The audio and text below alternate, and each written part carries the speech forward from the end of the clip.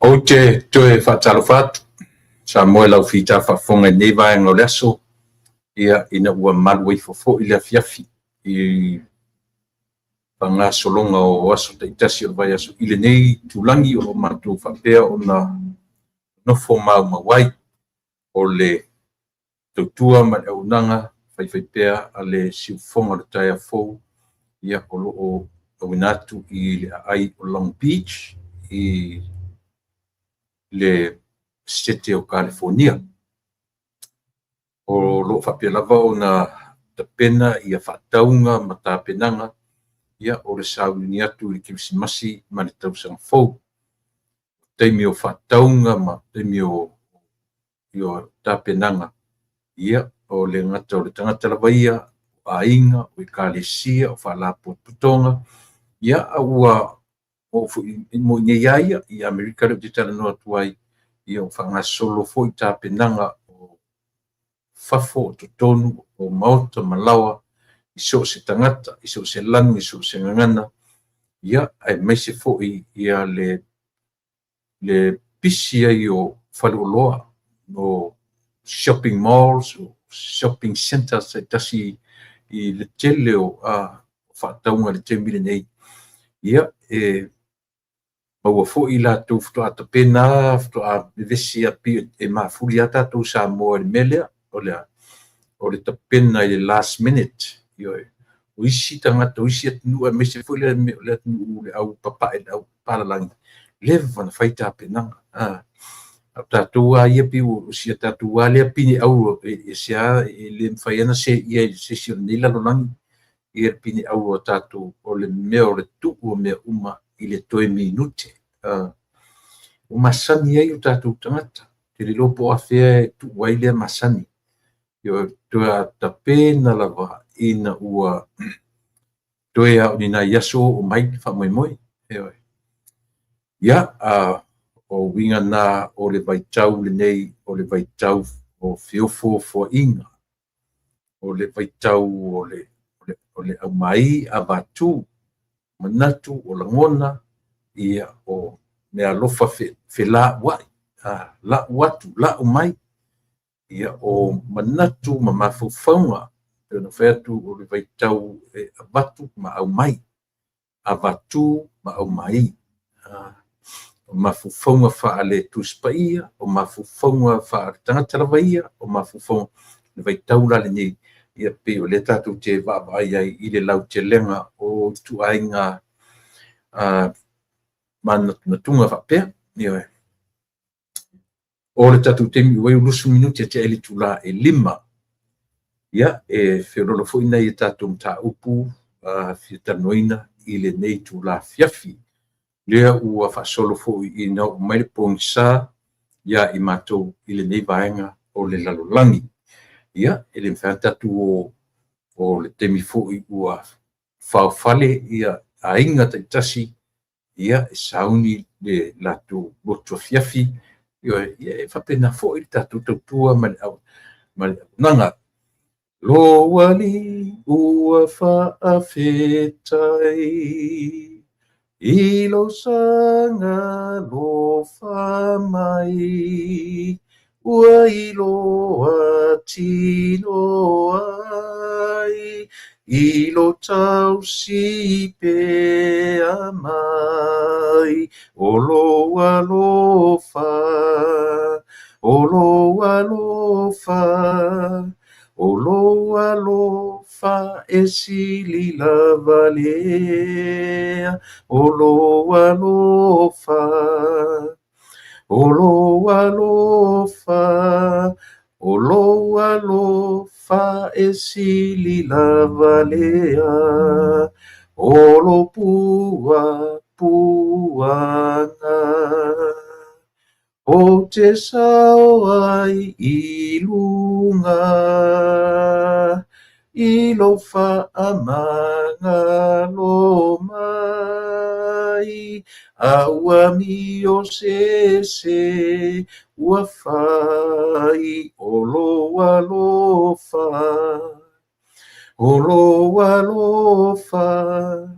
o loa lofa e sili lava lea, o loa lofa, o loa lofa, o loa lofa e sili lava lea, loa li I ia whaamama. Lo nei loto whai ngata, ia lo ia te oe, talu lo walo whamai, o lo walo wha, o lo walo wha, o loa lofa e sili lava lea, o loa lofa, o loa lofa, o loa lofa e sili lava lea. Ioe o loa lofa o sili lava lea lo mātua tua whawhetai tele leanga lelei. Whaftai loa lofa e whasoa, tausi ai I mātou I aso taitasi o le vai aso. I le ala mai I whanua le mai a te oe, ta o toifo e te leo leo ma marutia lo mātou ola, au mātou iai le pōngi sā. Si osoa e le lao le aso fōma e whawhangu I mātou. Fua whata milo ia, o le soi fua ma le ola, na e au maia I o mātou tangata, mai whawhitai ai lau fio I leo noa e li ie I le tangata ma lau mea lofa siri o le ola le so I fua maua le ola whawhowina I aso taitasi ta mai whawhitai tele I le anga le lei unga ese whawhitai I loa lofa tele mai whawhitai I loa lofa fua mai whawhitai I le dongi ola pa ia o le na e li tino tangata ai lea ua mātou ta pena e whamanatuina lo na whanau mai whawhitai I lea whaolatanga e ala I le pepe o le kirisimasi na o a I na o I le tuunga mau na o I na o le sātauro ma o le tuunga mau o na o lau mea lofa I o mātou maua leola a o laipea I o mātou loa fo I o no mātou loa on sala mo I o mātou leanga e li ie whawhitai tele I lea whaoratanga na e whaia mo I mātou uma ia ta mai val au lo ngang pa ia e fio maia so ni mai tautu lua se tautua o se o nanga o nei aso mata o tala noina fa manino fa mar lama fa atu atoa e lau fio so mātou le atu atoa ia o le mātou tatalo fio maia lo ngang pa ia tautu lua le vai ma le valea o le tangata ia atu ai ia li o le masina I le tautua whare a o le tangata. He ngai malau fio. Fio maia lau fio le atua whamangalo mātou se mo mātou tangata lea. O mātou tangata solo muli, tangata fefe wawale. Ia whamangalo mātou matamai. I lo toto pa ia Yesu o mātou ore mawala awai. Amen.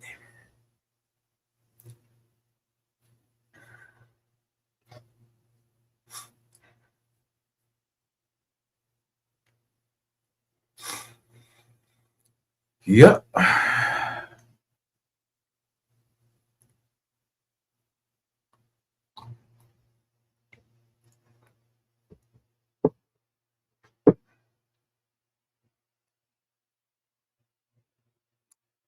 Ia di tata nunga sa mo le ua te a ilangi ia le tatu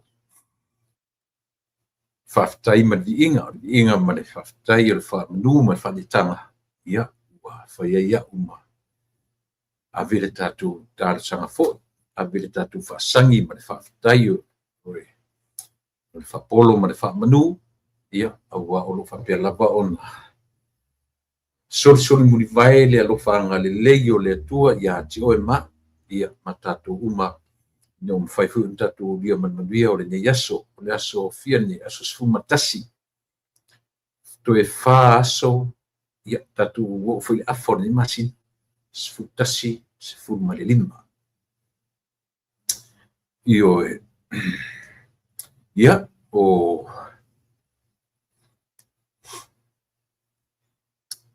le whaftaila i le tua o awanoa.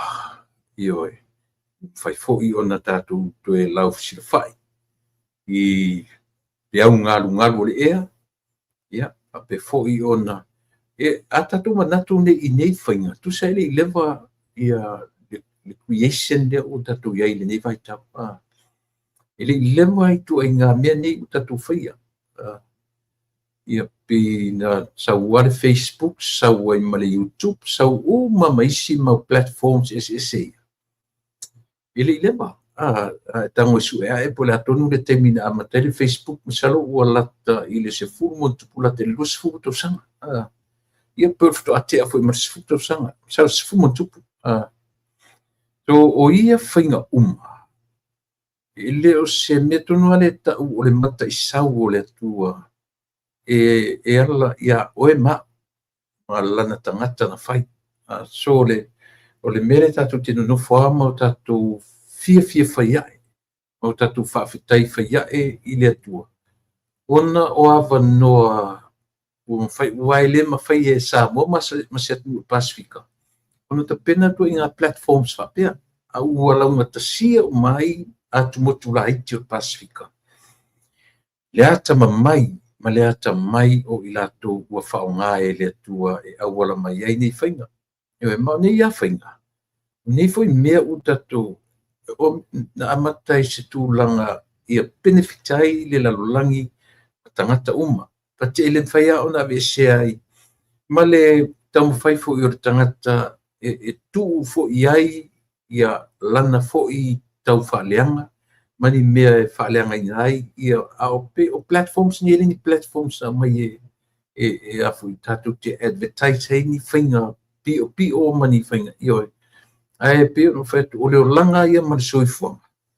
Tatu te ui mai a ile nume la lua. E lua lava mea tatu te vava ai. O le lei ma le leanga. Ia pe fuila e lai ono tatu vava ai whape na samo. Ile le mautonu o tatu tangata. Ile nei vai te mia. Le fiu tu whalongo atu I nisi o atu. Ua tau mawhai e ban mai tapi a tupulanga la iti. Ile whaonga ina o social media. Por tamiti a onga msalo por sifulua su fasu ono tau sangana ua amata on inisi atu o le lalolangi ua tau mawhai e tapu le tupulanga talabo ia ono o latu whaonga ina whaale tatau o tu inga platforms nei ua ale vai lau tele ai ale tangata ioe e mawhai ona whaalau tele lana ba ai ma ia ilo ai e maua lunga le tāua o nei platforms pe tai ia ua whaonga se pio no whai atu e lava au tangata latu te whaonga tonuina e fo I latu te le whaonga tāua ia wanoa ia manei tu ai ngā teimi whape nei ua alu atu le nei vai aso sutasi subosu tosu fasu lima afal masina ia matatu fasolo to elo foi ina le to feitau ma le uma feitau masina le tatu feitau vai aso ese yo on tatu feitau aso ia ma feitau tula ia matatu tu vai lo ile aso tau poina ia po le aso luas fu ma le lima o le nei masina o tatu failo ina le lalangi atua e fa manatu ai ia le soifu mai lo tatu ri faola ia ele tatu nunga sa mo wa mea wau iai au tape na ngā whapiolete mafuta mai Samoa. A whapiolete mafuta mai lu tātu atunu. Mālotu tuatasi o whainga mālotu tuila manua. O a tape nanga o iai ile nei vai te ia. Tam whai e whai malie, whai le mu, io nei te I fo I wa satia se olo se tasi. I nei toi teimia manai toi aso. Ia ai tatu tiri o atu I aso taupoina, ia maso o loo whapea ono tatu tapo ia ina ia watu ma moli atu I elo soifua ma lo wola io ia ua nei ele lo fa matala le tuaiga io o le aso ona nafi ia ona neila le fatoa mo mai ai ua lē maua so visa io ua tapena atoa la malanga mo le o te tuua i California i le aso sā o le asam nei ia sa tamawhai ai nā la malanga foi le tamawhai te alu surprise le matuaiga o mapaanga ia i New Zealand io o le sā la le tuu o te malanga i Peitai ia o le la fatoa notify mai au ia o lo visa fatoa maua in 3 weeks time ia o le visa fule le langa o le te whaangaina lava lo passport Samoa o te whiarwa iai ia o le whaingatā landa me ua ka disappointed nafi la fiafi mena na tuaiela o pokala mena nafi alu le aso whiarwa i alu i le i travel agent alu i le New Zealand embassy i totonu i Fairfield i LA i Santa Monica ia whai telefoni ma le immigration na tātou i New Zealand so ia ua ta whai mai foi la po le le purpose o malanga pe se le emergency ia tau e tuela emergency a whamei le ai le se emergency na mea ia o le langona pio ana tu ula malanga fatua te ia ne ana o New Zealand ile ia Peitai ia ua tonu foi ese si me ua mafuai ona le maua lo visa langa wa o te wherua i le green card ia ele whailano ana whapese o se citizen i fo le lea ui nei te wherua i passport America ia o te loe mawhauiala o la visa in 10 minutes paurina anyway ia pei o nai vaenga na ua sa tu o te alo la umalanga e whase price ia matu fo iainga ia pita ia wale taunu na latu io ua le taunu le taimi lo la pa antu te latu le tai o le sā io ia atu ia me le latu ai umama tu sukalaki antu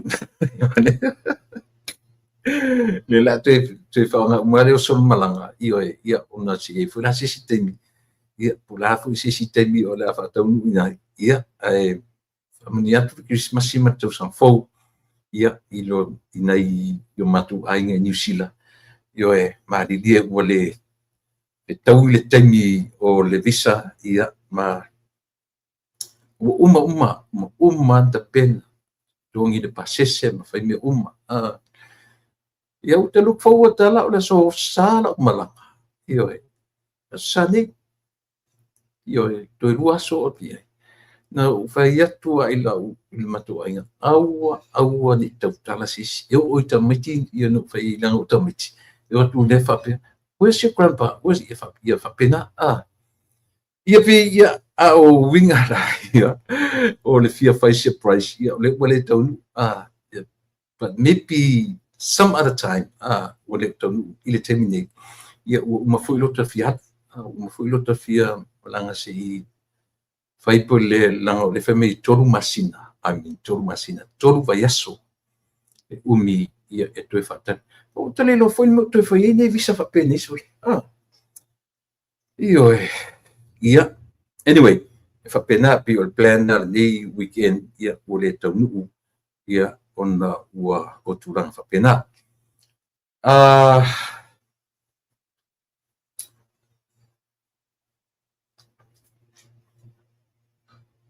o le sore te mior tatu to por kala me fo ia maleli i o leota le wo fo ia ne i New Zealand le wo to fo ia ne maila na futero le atilela ia matala maila na fainga malanga ia ma failo mai fo ia le tulanga o lo iai ia lo tatu tunu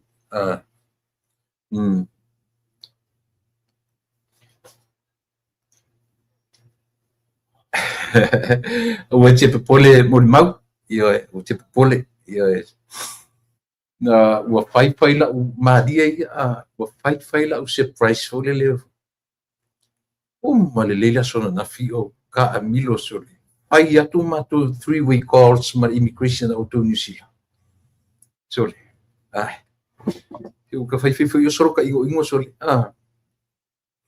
ia a ona nei ala na nei le lua nei le o uli na finalize ai wale maua le visa le maua until in 3 weeks time to am fai ona mawai ia ia se temi pule no fale ia ba le ola ta tu fe lo nisi at malia la uta tam fe na elenga io na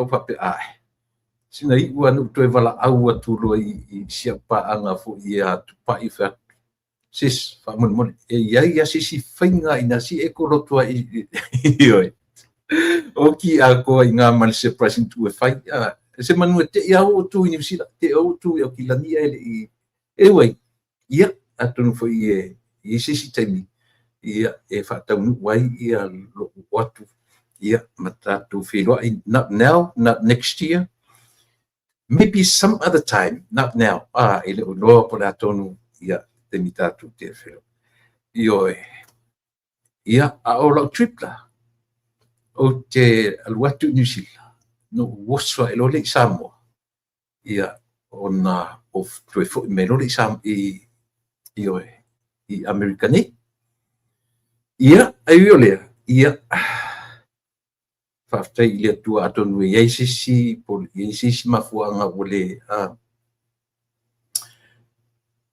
Christmas ia ai pe ole me alofa le na ioe na i tamiti fo i ma i lo la fero i mor Christmas ia le ole tarfiangai ia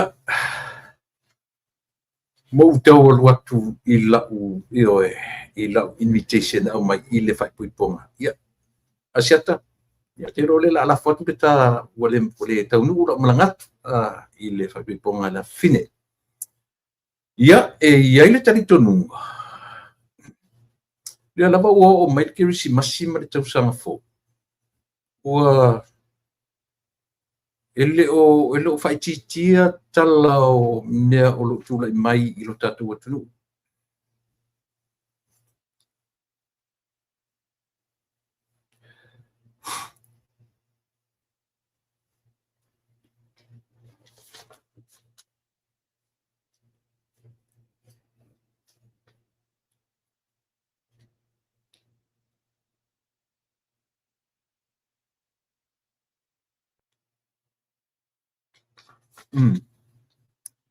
pei o lea ua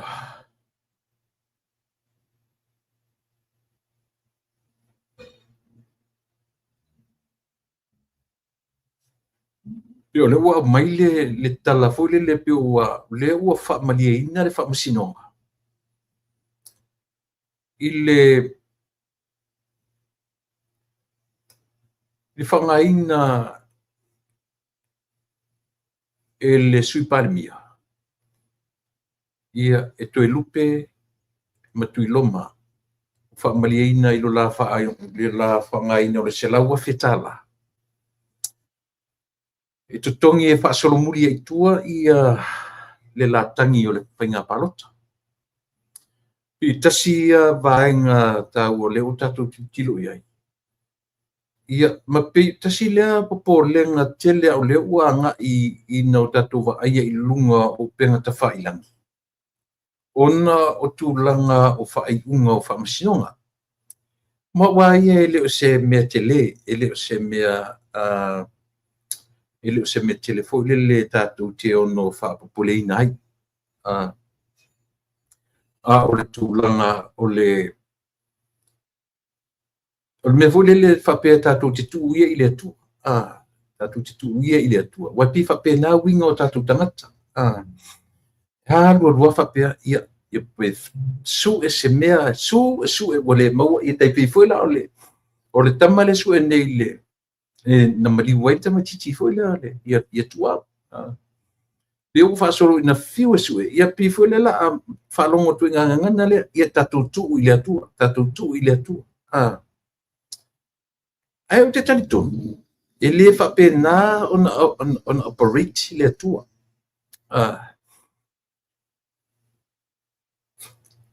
pe foi la meio fa msinonga fa msinonga ia ua tatu fa longo ia fa unga ia ua mai I meu results o fa msinonga ia tatu fa longo ia e le anga foi tatu tu ia ma fa pe ai le leia ono tatu tu leia le issue le ina I isi awala e mawhai ai. Ona sangaton, ia tai peila o le issue lea I le whamasinonga lea na sa whai ai ia le whamasino sili. Ia ma le whaipule mai lalo malama. Ma le sa whaipule mai lalo malama lava ia po whasale le angalo na lua. O le te leo le whaina o le keisina. Ona o le sootanga o peuna o whai atu. O le wharetua o whamuina, le whaipule o whaleata, ma le whaipule o lalmal o whaselai. Brother and sister, ioi, o le lata mā, ia o le anko nā tatu o timani, o le anko nā tatu whamasiusili. Very close relationship. Very close. So e te tau ono tatu tapisa I mea ia. Ina ia ele whapeo tātou whalengaina le whamsinonga. Ai tātou te wa ai I ai ma le tuto. Langa le lava ua amatang tātou wa I atu sa mua I tūranga ia ua mai. Le o le tasi le si whamasinonga le ungari. Foi le o toe alau. E toe foi mai I a fo. Whatanga e toe foi mai. No whanongolongo le leia I au whainiusia mai samu. O le matu ia I lau whaalonga. Na wa, e le taea se tasi I lau tala noa. Na oa ua le watu ia lo ulangona I oe.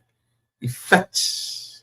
I mea moni lena o le ua au mai. O tala I na vai. I tala a I lato na tusi tala I tonu o whamasinonga. Ua whatanga e le tamaita e Rosella Papali. Po oa nisi conditions, po oa nisi a iainga, au a leo. Ai whai mena te te leo. E le I mana na o leo e whatanga e lau le melea, e tupu le melea. Ua whi o leo ni whatau nuina tanga. Ma le manatu o leo, o le concern I le melea, e le toi, o le latua, o le manatu o leo e le toi fo iatu le ngani. 10,000? 15,000, 30,000, 50,000, it's nothing. E le popole ai pe ni tupe tangata a sapuras nei Samoa polea. Em fai ana mai lo ngali le tutongia tupe Samoa ele te foi atu. Aisia. Langa foi o defamation ele se tu la fono e to e a foi.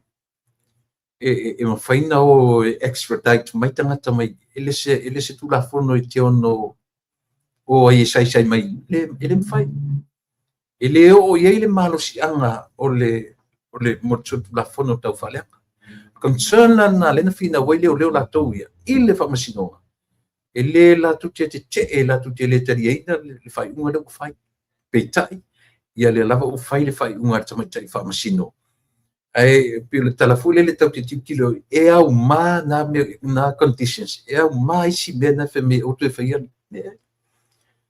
ai la tatu va ai ma tatu mate tu io paure meta ua ia mafai e lungali na la amna ia el famsinonga Samoa ia mala pufoi wa le tupe na tutongi le au te fai atu ia o Samoa ele se tupe te le na tupe e ono fa popole nai le lungali mai lato io a fai un tupe ala tole nai Samoa io em fai ana mai io sa vai la male to atu ale la tong ya tupe le so soni fa ile ma wa I to inga tulanga fa pena le fo ila wa o metala ia wa fa mali ina fa masino I le se lau afe tala. Lea na totongi e whaasolo muli ai tua e oe. Le tangi ale tō rua lea, tui loma, ma tui lupe. I whamsinonga le palota. Ma au mai e lo whapea piu au mai ini vaenga se tolu. E whaatino i nai i le vaenga ne me momua. O lea ua ave e ave i le loie sili o lona winga. I o olo i loie sili. Mautinoa loa i ele environment. Loa involve leo leo. O la tele sa ilinga a leo leo i le vaenga o le vaenga momua. O le vaenga lona lua. Le foila ua whapea o sa ili po ai tonu i la tō ua whaalave lave ia pe intervene i mori mau. Ade foila na mai mori mau. Na matua uma na o leo leo tua i whalea li serve uma ia samania ia po a i la tō uma lava a whapea e ono sfuma tupu fitu se fulu se lau pe fia lava ia mori mau. O lea au meile mori mau. Wa uma na serve samania a i la tō uma nei o lona winga wa afia i le vaenga whaatu la fono. Lea la ua mai le vaenga lona lua o le vaenga lea. O le vaenga po o e sa ili ia o ai na whaalave lave ina ia na mafuai ona le paau atu ia mori mau uma nei. I le taimi o le whamasinonga. Man vaenga lon tōru. I o le vaenga fōi le ta o le contempt of court. Le apia ma le mwhai o na vaenga na tōru o le pe ua ave toe tuli loa ai i le whamasinonga lea. E tuli loa ai i le lato le whai unga. Li whamasino. I o te lo tonu po le ala sona ua tuu iai e lau ai i le whai unga. Ale winga la lautala. A faila o ave mea ia. O su e la ele. O lona winga a whapeolo wa ave nei i le tūlanga o le loia sili. O lona winga e yelo taritonunga. E te taula o na o sa ilinga leo leo. E sa ili ai le whawhinele na ta ua le alo marfitu se furua fe. Wha umai le pāleni o le selawa fe. E te tau foila o na au le sa ilinga a leo leo. I le tangata soifua le nei po le whaipule o le matu tumalo na mula ulu sa miliota. Ioe. Leanga e o le au te mawhawhau te rofoia na unisila Australia e au sa ilinga, e au sa suenga le mele. Langa o le matua i solitu la fono na wā le mea na whai o le mele o le record na o se whaataranoanga ma ave whai mamuri mau. Ioe. E le fesili pe whaatangaina langa e sel maro losi o ngā mea tura fono i whafoi atu nu nei. Peo no whai atu e ia mea whalau tu telefoni a fisili mai i le recording ati oe. Po e mana oe e record le tanoanga. O lona winga, a whapela o o lo i sili e ila le taritonunga. E tau o na sue i le matu whaipule. Te tau na sa ili le matu whaipule. Aisea. Ale na u tala noa tuai. E mafua anga na ui, na oso i le. Ioe. Na suru foi na ia. Na alu foi na ia i le sa whai mfongo whetalai o le mauta. Tam whai e whawhaingo fie le lam tau. Na lai na whaasoro muli e sunga ia pali. Au tanton, a whai lo sa ili meia. Lau sunga pali. Toi open the case le o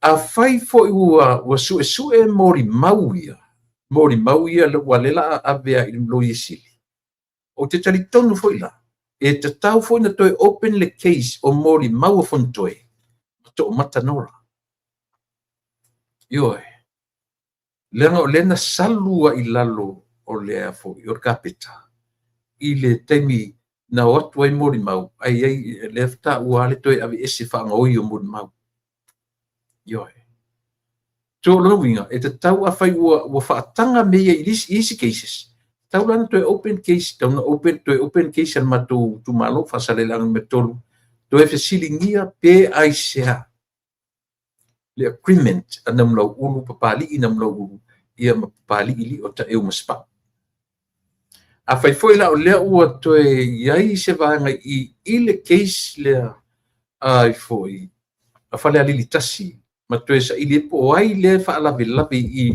ia open foi la case toe o i tua lu o tasi e va ai le case a to mata nora leota ia ma le fai pule o ano amalua a min ano amatol ia po le fetalenga ia funtoe o lo ule na te tonunga pe a fai o le atoe langa la ngā mea ia ioe e leo ni mata upu e longo le leile wharongo a le au te lenga o le atu i mana tua fo i e tātou sama langa o laita pena mai ia i ungo nei mea au le mata matuale atu ai mese o le ua tātou iai me upenga te whailangi pina whioro lo aso ia ele ai se mea whatoa oa i ele au tu stala ia whi to a sawase tala mai se newspaper po le observer Samoa Times ia male lu aso whatoa sau stala o le taimile nei o le minute atu pone me tono le courthouse i loa lalangi atoa i loa e Samoa atoa io o se minute va ai e file judgment a Samoa io e malatu faita winai le sa o fai ungo ia mea pe ana o fai atu a fai na tala no marituspa ia i le corrupt o le whamasinonga na fai a Iesu na fai e Pilato na men whawhanoi limo Pilato ioi a fai la corrupt ia le tuspa ia whamasino tuspa ia a oila tatu e le corrupt ai tatu e mantua le tala le fai atu a fai o lena e fai tau manana o elo fai au ma le tau te loa uma lava le corrupt o Pilato ma lana decision making na fai ia Iesu ma whamasinonga o Iesu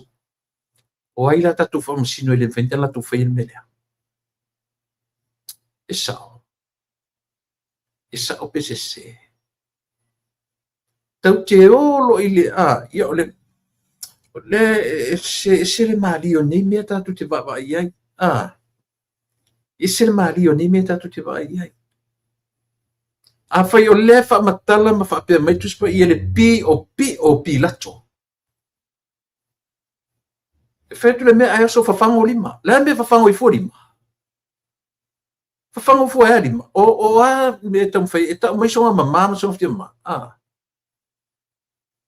kilo le tatu atu not only our nation, everywhere. America fa pena, New Zealand fa pena. Fa masinonga e loa tua very obviously ile va ai le lalolangi le pi o le faina. Ia, orena pau ale o le mea tatu te tilo ia. Tatu va ai i mea nei o sotanga. Ia, ma le mea lava le ta o control, o tangata la tu te controllinga. Lea ua whaua amata na rua e lunga ia le mea o le mawhauwhaunga e whapea mai. E pule tutu le pale mia o lo tūre mai le te minei. E afua na tupu manatu ia. E le ni manatu fau, o manatu nei. E le fau i le whaalongo ioe, o i tonu. O le mea tonu le na whai e le latu teitai. Lea la tau whai e tu enga ngana i le, enga ngana whai i tu le pula, without knowing, he's a number one. Ioe, tu le epa mele o lea. O le mea tau, o le pule tutu o mea. Ioe. Pule tutu, tasi na mea na tusa o i ana la ina suila ulango i le afoi. I le HRPP, ave no whai atu, I grew up from the HRPP. Ma to telefo tatou nei, te loto tele tatou na ola mai le HRPP. Ioe. I le ngata sa ngalua elo, i ta mafo i ole nei, ai ngai tutonu le afua mai ngā HRPP. avea masui fonfitalai o le mauta, avea mawhai pule o le mauta.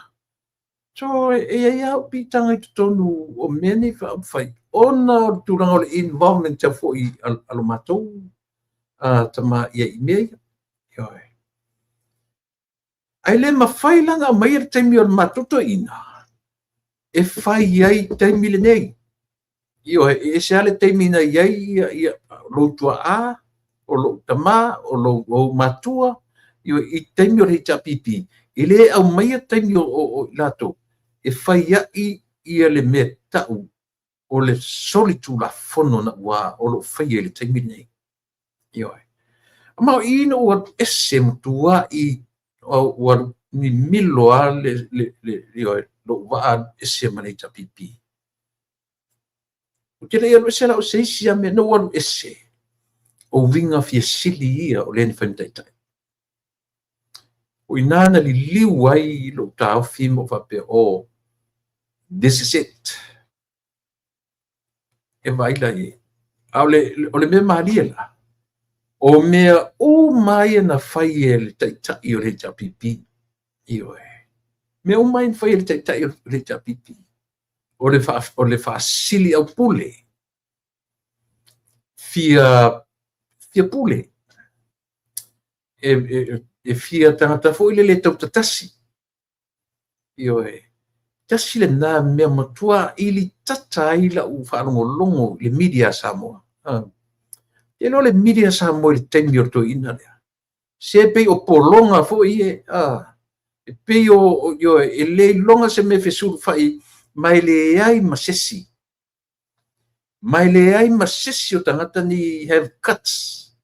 Io e alu e. E no matamata nei na fasilita mai ta io.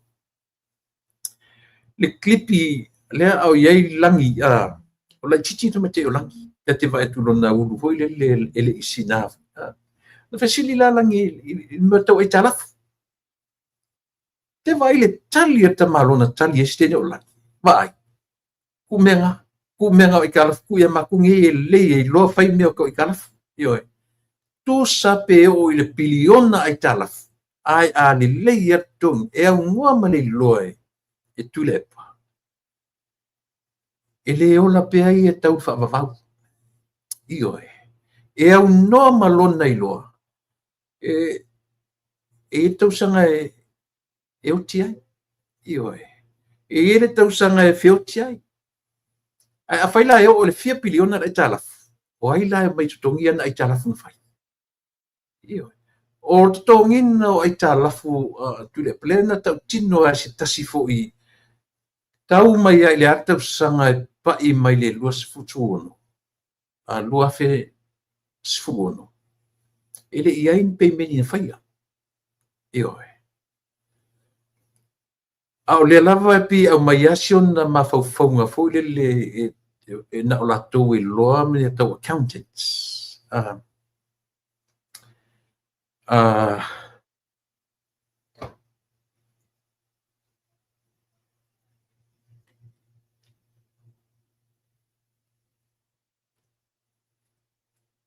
Yeah, so vatua si mele langa pi.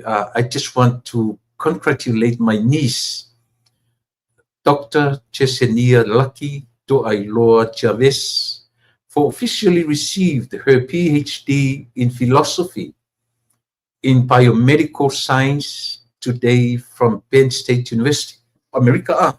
Penn State. Manaya, whaftai, ia vai, tua inga esena manaya o lea whasalalunga.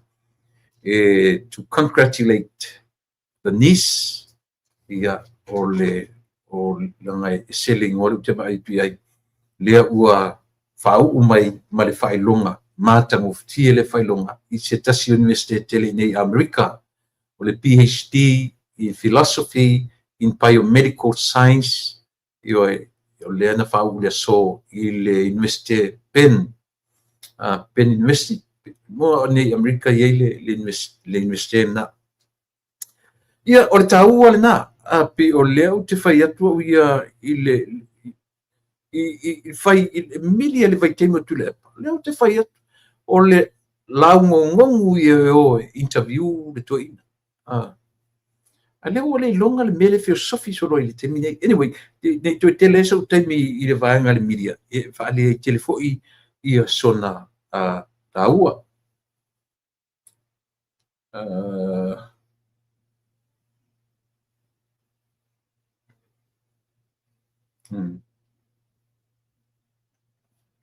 Io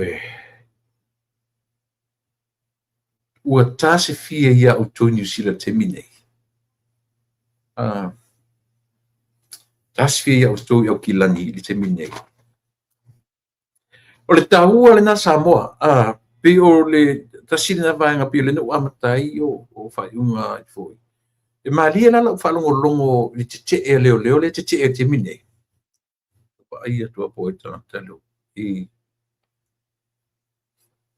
O le te e leo I le whamasinonga lea ma le ungali lea foi lea mai ia auto ia.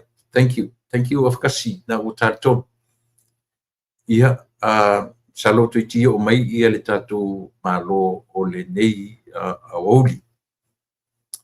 O le mea foi le tātou te tilo iai. Lea la o te e leo, a le o whai unga a le whamsino. Le winga la lau tala. A whai nei ai le toi fo iatu. Whapea mai leo. Lau whionga tamatei whamsino. O I tonu ale na matou whai atu ai. Matou te ena le ale o lava o whai lau whai unga. O whia tonu lale mea ta o toi e toi ngā mea. O le atonu tu inga Samoa o fea le mea la a nga I ai ia tātou I whaita wina o nei tu inga mea whapea. Ai la tātou whaita la tātou mataitu ia tūlanga whapea. Le sila mea le no whanongono tu nei. O te le lope whawhia o na whese tai ia le tangata foi lea le o whape mai u whatu e sele ofisa so upu ale malu. Ia ila ua filfilia I le na filfilia peina whese tai le au mainga. Na mua au mai ia le whailo mai ia leli o Dr. Lameko. Peita ia, ele I mea e tue so mai lesi whasalonga. O le tamaitai o Tune Scanlon Lui. Lea o filfilia le kapeneta. Mai pe umar sui mo mua lea ua whatu a filfilia le kapeneta fōni nei. O filfilia le kapeneta io e whai ma CEO o le Health Department ia po le suifua maloloina. Le foi la ua tele ina ave I tala ia o lea ua lima e te ai leono ia I mātou I nei io Johnny le ua lima te leono ia I mātou I nei. Io Ale, o e whawhewhea na tula ele tu ngā mea. Anyway, o lea ua mautino le ua whai ua uman tu e whatu ese. Ia le so upu, ia por whailau tu so upu ale malo I le sa whas na sasi ai ia whasalaunga. Ia po le whionga I le Dr. Lameko. I o ia nana mua auti mai a pitai o le ua toe mai whatu e senga toe whasao mai. Ni ai ele o Dr. Lameko o le tamaitai o Tune Scanlon Lui. Ia, tasila le me pi o le ua tele fuitala tangata ona e le o le Dr. A le ua mai ia whape o le tene tausi soifua tele lopo le whaparangina o te pi uma o le RN. Pi uma o le RN ia po le register nurse. Ele lopo fa sa moana o te mai tausi soifua. Te I fa mai si o tō nei tā moa. Lenga o I nei ia o le pauta mawalunga I mea tau I lalo I fola I titi o le Dr. o le RN. Po I lato fui tamaitaʻi tausi maʻi pasi le ala faape fast tausaga o galua le tamaitaʻi lea faa RN ia pe faatamaitaʻi tausi soifua lea ua filifilia ai ia lea tamaitaʻi foʻi ua lava lona silafia lava lona iloa ia lenā saʻola le fetau i la taʻua ali i tunu mafono ia pe o le fou mai ai ia tustusiga nisi e tu atu le takutala meko e tatauna maua le a le ua tuu iai lenei tagata tausi soifua se ese a le vaaia oe lenā te faafia poto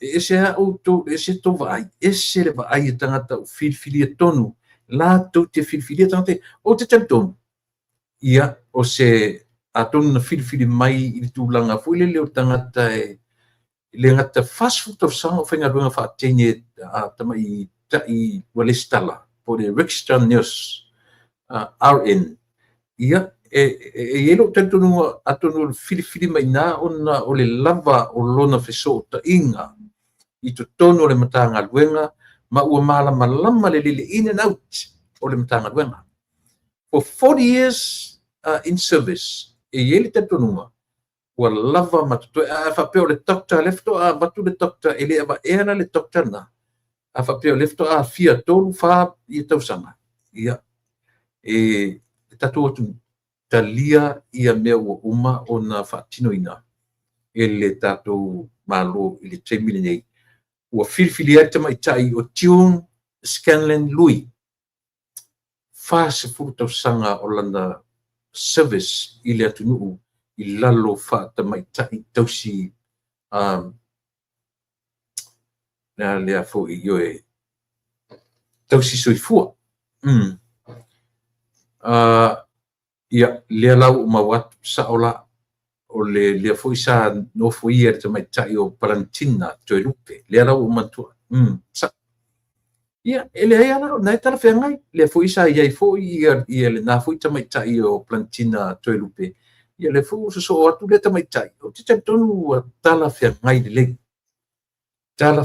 lelei ia le vaega lea Samoa ae aua ia tatou te tusi lima ma faaali le faafia poto tu seʻi oaʻe leaga o manatu ai tu mai fai mai le lava le malamalama palemia le malamalama le faatuatua i le atua Samoa tasi ioe se mau tala na tou faia nei ua ala le tou vavaai mai ioe sologa lelei ma tulaga lelei mea uma so toe paʻi ai le mea lea noo leoleo tele atu ana nafi i le unila kapia Samoa le oftaʻu toe faitau lelei atu le aliko lena au mai e lei faapea faatoʻa mai le mea le temi o lea na amata na approach ia tamaitaʻi palemia ioe i le selau 5 miliona lea peina amata mai le taimi o tamaitaʻi palemia na approach mai ai ia le saini a le la ua tuuane i le laʻuli ana malitoa po le afioga i le liʻi palemia o le malo Samoa e na te sainia ia le nei vaega tupe ia po le ale toʻaiga pe o lesi concern le au vaitau atu peina concern e tamaitaʻi sa fai ma palemia o le tuaiga saini fo le tuaiga saini le taʻu le saini le te saini atua i luga o le i luga e faaaogā le mea o le e te le saini fo lele lea le taʻu o le lava le taʻu o le saini fo lea le e-sign ia nga o le electronic signature i tasi lana mea na vaai ai le tamaitaʻi sa palemia ina te lē fiafaia ia seʻi ooa ina faifai le lau transfer loa i le laʻuli ana malitoa i lē faigofisia foʻi la o lea e le gataina vaai le suga le liʻi palemia i le vaega o loo iai le tatou lakapi temi nei e fia malamalama atili i le mafuaaga mo allocate atu le tupe lea po le atonu lava ni mea o manatu i ai Australia afai o development ia e tau ona manino i lona vaevaina o mea e alu ai le tupe o le time frame e whaonga ai ia lena e pei o le nā lea o te taritonu au ia o tautau fiofi ai ia le fionga le li pare mia a pei ona whai atu ina o toi whai tau le atu i ati kortia a mai ia ia le i to am whaine o na approach mai le taimi o le tamatai pare mia sa iai fia me ia le vaenga tupe lea le se lau 5 miliona lea ia e whanganga lava mo le lakapi a le tatu atu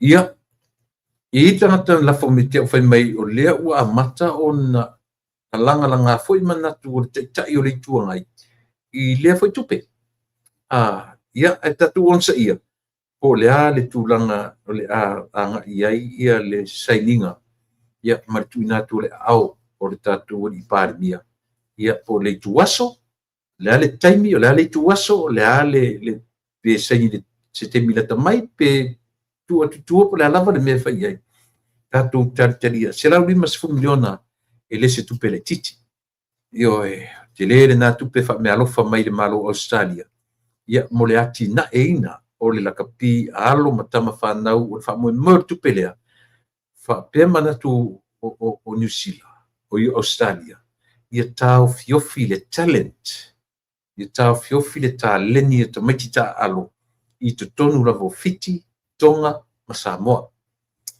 so le la e taua le mafuanga taua le purpose o le tupe ia e pei ona tunatu i te tonu o le atunu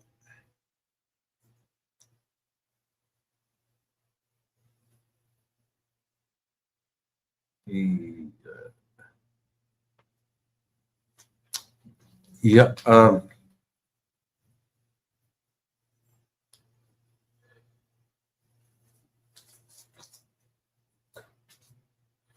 o iai ia le tatou tapena le tatou malo monia latou a foi leu tapena mo se valele tasi pelua lea ua tapena le tatou whainga malo e te tau o na lele se valele at least one or two le se mea o lea ua whaanganga mo lea so o le whainga o tausanga ili au maia se aso mautinoa ai pe o lea ua whaanganga mo le whainga o tausanga e le atam whailoa ia amata o na whaonga ia ni valele alo tatou atunu ia ai eno tatou nunga moa ua ia as a broadcaster te lo fai sau le pelo tau fai au ia watu nia ua promotions na wa io e le o lava so do ele o se tangata me tau airlines ma me fa pena io ai manaia le o mai o tatou valele ua amata malie ni ia piuta tasule ta ua ia matou nei tuenga amataina fai ni promotions io ia e tasilare me la ule tilo na wa ona na tatu whanonomo mo iai o le tau o le mea o le coach share io coach share ia o lona winga o le vaa a le tatu uso a tunuu le nai iai na io te oto ia tatu shareholders ia po shares fui ia le atunu o le tamu fai e promote le tatu i lo tatu nu a fainga ko coach ia ma le Fiji Airways o lona winga o le winga o le coach ia no winga i tatu no foa a mai le mo tatu so se mea lai lele i le Fiji Airways o le ua watu e malingoa o le Samoa Airways so by the time a foi e tau wai e tatu valele o le ua masani mata a fape lele i papeete lele i New Zealand lele i Australia lele mai nei lele lunga i San Francisco lele i Dallas po fela van mer la ua watu ai malingoa io ale Samoa Airways. O lo la te tonunga mānei ana. Tatu a mata io i tūlanga whapena mataulia. O tatele tatama mau i New Zealand, Australia, o Fiji a. O le tatou uso a Islands, o meo atu motu, o le talani o tatou. Io e mawhai o no tatou wawa. E foi la tu prokalame ngata o Academy Awards. E train ai mo meo ia pilots, ia po le au pailate, au valele. Tio e mawhai o malan tatou wawa i mena. E foi na fai lo mai lo la tu mai. E a mata pena ai tatou ia le tatou valele. Na ua ia le tatou, no ua matanta pena tatou komiti. Tatou komiti io a o le sao la leo nei o mātou le au whasalalau e whai ma mātou tapena e mo ia ili taimi a mai e loa i solid promotions ai le lei anu mātou tapetano atu io e wha a matamea io tapetano atu ai wa tasi na awala le leisa moa o le promoting o tatou valele o se isi fua va lua ma le fua a Samoa ia po pe Fiji Airways e au mai no for example a pe lima sfuru no for ale Samoa Airways io e totongi la tatou io e tangata ni la to pasise ile Samoa Airways instead o le Fiji Airways a ua mawala manu e lele to Fiji Airways ma watu ma promote atu ia le Samoa Airways ia nu uma ia lele ia Fiji Airways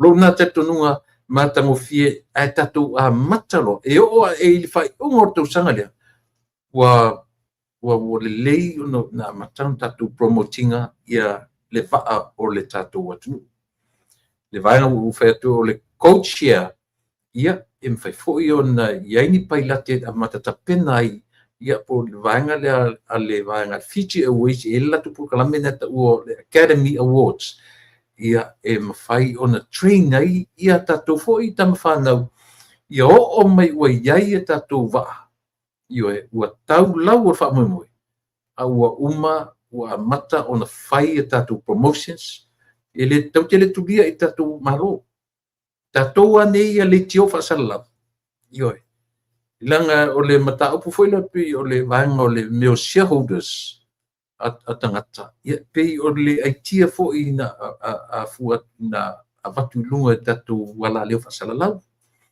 io e na pitia le tatu ma ele se fa pena foi la le baba ai le tatu pokalame i le taua ona tatu vave amata ona fai promotions o la ula leva ai fa promote le tatu valele fai le mena ta officially i le airlines a Fiji ia i mea tau coach share io a ia na fai le mena lono winga so se mea lele i valele Fiji from now on o la pipi ia to e marifu o tatu Samoa Airways and yet o le ua amata fai ia se promotion a le tatu Samoa Airways Lela titi mta upu tatu te taranoina i le nei fo yaso.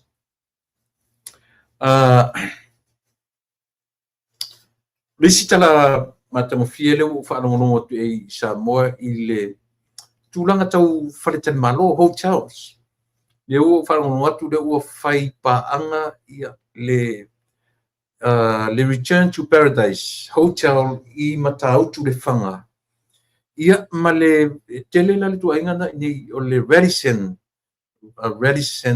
Hotel Group tele nei te lero vai tu tasira le hotel le te vai so ni America le o vai tu lo fai paanga ia ma se tasi fo i o hotel ia po le vanga fo o le toi fo i le Paradiso Return to Paradise Hotel i matautu le whanga ia te le se tau o le partnership lea ia mawhai o na au mai le ua pino whai atu ta tele ni Amerika le Radisson Hotel le la u whai paanga ma le hotel le tatu atu tau o tele ia le o atu o company te tele nei ia e whaia promotions ia anai anai hotel se le tatou atunu ia e se lau fia mo tupu se lau tasi e potu o le tele mo ia e nau tau fia rolo o silia mar se lau potu o le hotels ia o jero lo ia i tūlanga o le mea tau mama ma tūlanga whapena ia ma le service ale o whainga aduenga ia atonu o lava i le tūlanga e iei hotels atunu te tele ia nei Amerika. Leisi mea matamawhia le ua whaalua na au mai. Te loa fo i na maua whaila so ua van. E ta ua i si mesia. Le ua whaamatala mai ia le ua mai e lea fo i. Loretta, what do you mean there's no sound? Loretta vaailau a fo i. Vaailau device. O le lei atu le sound o langona mai a.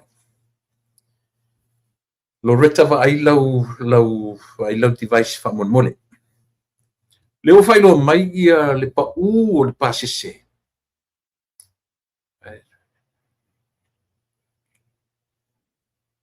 Ioi. Leo whailo mai le pa o le pa sese a le Qantas.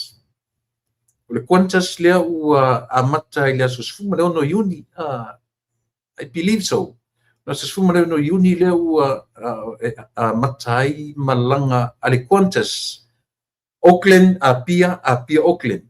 Ma le pa sese na ua mai. Toru se lau fitus fu tala.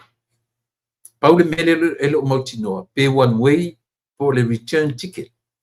But 370 kuat ke lele nga ia ai whaftai o le ua tau mai le tato. Ia, a fio mai ari lau fionga leota ua vai se una po i le otoe wa vai mai i le tato atu i lo i o ponga au lei. Ia, i tato nunga sa tato wao ese ona o whainga malanga. Ia, se poi ona matule o le avanoa. Lea sa a matala po kala me uso o me tu tau nu atu i nai le sa. Ia, le songa fu auto. Ia ua le moro visa. Langa o de whangara waro passport Samoa. O lau kui kāne fermi. Ia, ua le na toru vai aso ia e mai fitu a moro visa. Manu e te uta whiloa ina. Ia. Ai a foi. Ia, ai manatu e te whatara whamea i tatu ua lewa sole na e sola sole. Ai patimia no Samoa, ia, se i tawhatu ia le tatu paanga fui o ne aso man whalor. Ia, momola mona watule whaftai man whamalo fo i le tapu inga le atunu. Ia, e me se fo ia le tapu inga tulepa. Ia, talo whatu ai fo i male nganga whamau lalo. E pa ia male mamalu sa molo whapeo na mo maile ta whatatananga ni tu lama ni taimi. Ai, langona lama le ngangol fia ina ua toe taliu mai whanua nei au kilani. Ia, olo o whapeo na mo pele po kalamia ta ua e ta te tele a fo ina i mea ian o moa mai o ili to tele o tapaanga o lo whapeo na mai mo mai ili po kalamia nei. Le mole toi lau whaftai tele lavo le ia se teimi o iluma ia ona whaailoa atula ia lea o le vaenga lea. Ia ai toi whatalo whatua ili pa ia male malu sungai whawhengainga mo lantu whaltua. Ia tula toa ma sa aom sa te maitai ia e mai se fo ia le malosi o nu. Ia o lalwhanga ma e kalesia. O lau whapeo na la tautua ina ia le atua malo na whingalo. Ia, o sa uta to e pitau atu whatalo fo uma ona e saunia i le amtanga atu lepa. Whaftai, ia o le fui o so mai ia kaka mo mo mauola fai mai o le whato a wha mamuru ale o le whawhine e mai. La ke le lope fia whawhine, e pe ese whawhine sa po ese whawhine ia. Ia, a lo whaftai, ia o ta la tātou te vai. O le la ta amteia, se whaisa utala. E me sina utala mana ia ta te amatai ki Samoa o ana fen toi tali tu whainga malanga. Na toi tonu mai nei le solua. Le solua oi le solulu le vavea le solulu. Na tonu mai nei. Ia. Ona o tele fo le pisi tele nai. Mea na tonu mai o le fai. Ia, o pe o le melna wala i ona toa i atu se tala atu inai i lau sunga tu lepa. Eo. E sina ua tu ai tonu watu whainga malanga whelua i fo i ma sina o tamaiti ma nai tamaiti. Ia, ai mate ia le whainga malanga na tau matele e tele tu e fo i atu tei o na ua tu e tari watu whainga malanga ni manuia. Ia, au mai se tā tala ma tango fia whainga malanga. Le ase mata upu o ngā onga e te fia amatai, e amatai tapo ia no whasoro fuele o au lau pito la. Ia, te tonu tu le pa o amata mai le tūlanga nā lai o na o atu i Samoa. Na o atu no whatupu fo i o le suafa le ota ia. E fo i manisi suafa na whai whaatasi e le aso lea. Ia, ai te lea fo ia nai mea fo ia na tau tō ai ei, tō i ai le whaingo o suafa i o i Samoa, i nā fo i taimi. Ia, ai nai ulawa mali fia. Ia, whamami ei na fo ia tō te leo a inga fo. I suafa mtai o whapeo na tu ina iai. Ia, au le taimi a fo na e tasi.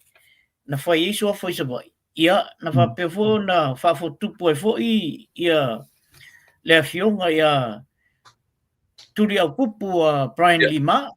Io i le asolawal na whai fo ia matu nofu i o sabai. Ia pio nai mena man nei na tupu i o i Samoa vai teimil na. Ia, au tele lava fo i o tūlanga tau o ele mtanga luenga al malo. Ua maua i fo ia nisi fo i o whamanianga i nisi o tangata o lo whapeo na apalai fo i tele o mo meo ngaluenga fo i mo lunga al malo i o. Ia, whaila i fo i mal tele fo i o nei legends o tālonga, ia ai mai se fo ia le au fo mai, ia o le au loia, i lato fo i vaenga ia le au tāpolo i nai under the tree, ia le ngole, under the mango, ia pola e. Ia na mātou whaila i umai la ia le ina, mana ia mātou maftanga ina, ia o to tele lava i o le au so mātua fo i lea, ia mawhaiwhi au, sungai whawhengainga na iei umalawai le lato fia na na whai. Ia, peo nai mena no awa ia tu iei o tu lepa. Ia, o vai atu o pu e mai le luata ma le minsta o tupe. Oi, ia. O vai atu pe o tau piu tau pi tere lo lima i le fionga le minsta o tupe. Pe o me pu atu.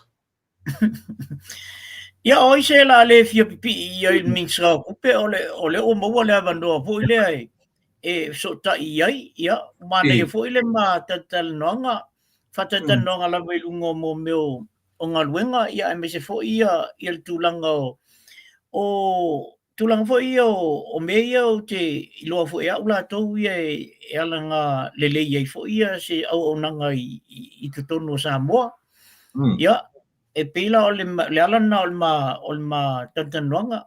Ia mama e fo inisi fo ia avanoa e mwhai o no o atu i Samoa e sosani e fo i tono me whai al malo.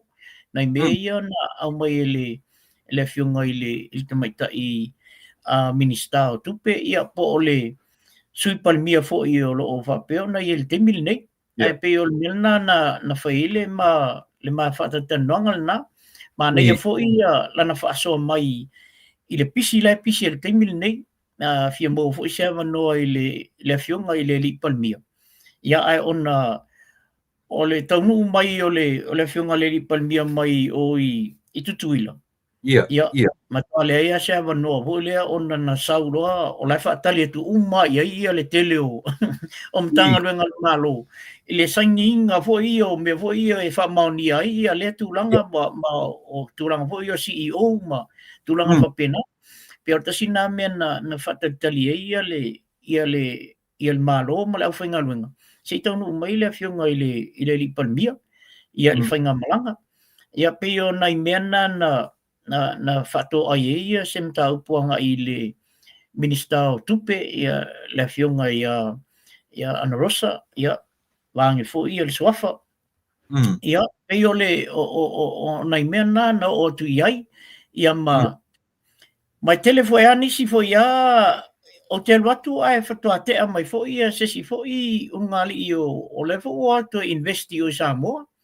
Ia le la ua fo i au nanga i mea ia tau finance fo le e sosoani e o tātou tangata i mene o tau teia fo le o mene o loans ma mea na ia pe o tūranga na mātu tatal noa ai mai le lai so tai tonu a malmele no walu tatal noa i te mai i palmia sui palmia yo ele i maua laso ua vanoa leo tai e te whai atu i sina o musu te mai tai Minster i le whaso e sā lonari i le whaso e sā i ni lunga o penga te whai i le mau ua ana oa ele musu ia.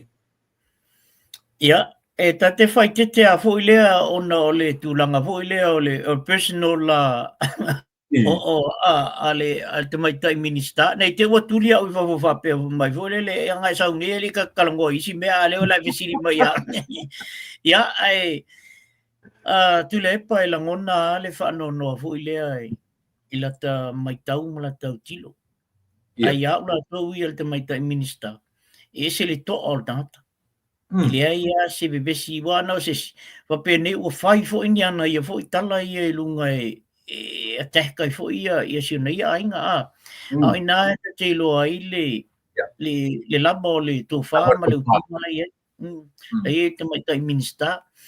E le stata fo i whapea na matala noa ai tau whaailoilo mai sana tala i se meo tupu tonu i laua ainga ia e me se fo i tonu fo ia o le ministry le ia le Ministry of Finance ia po ni me whapena pa wale me na o il matal nonga ia oni ai inga fo ia o me ia o te alwatu e maura to ia i fo ia inga ia o Samoa ia fo i tūlanga i mwhai ona wawa ai i se sosoani fo le sosoani i me ia ai meisa tanta ia e whainga ringa le malo ia i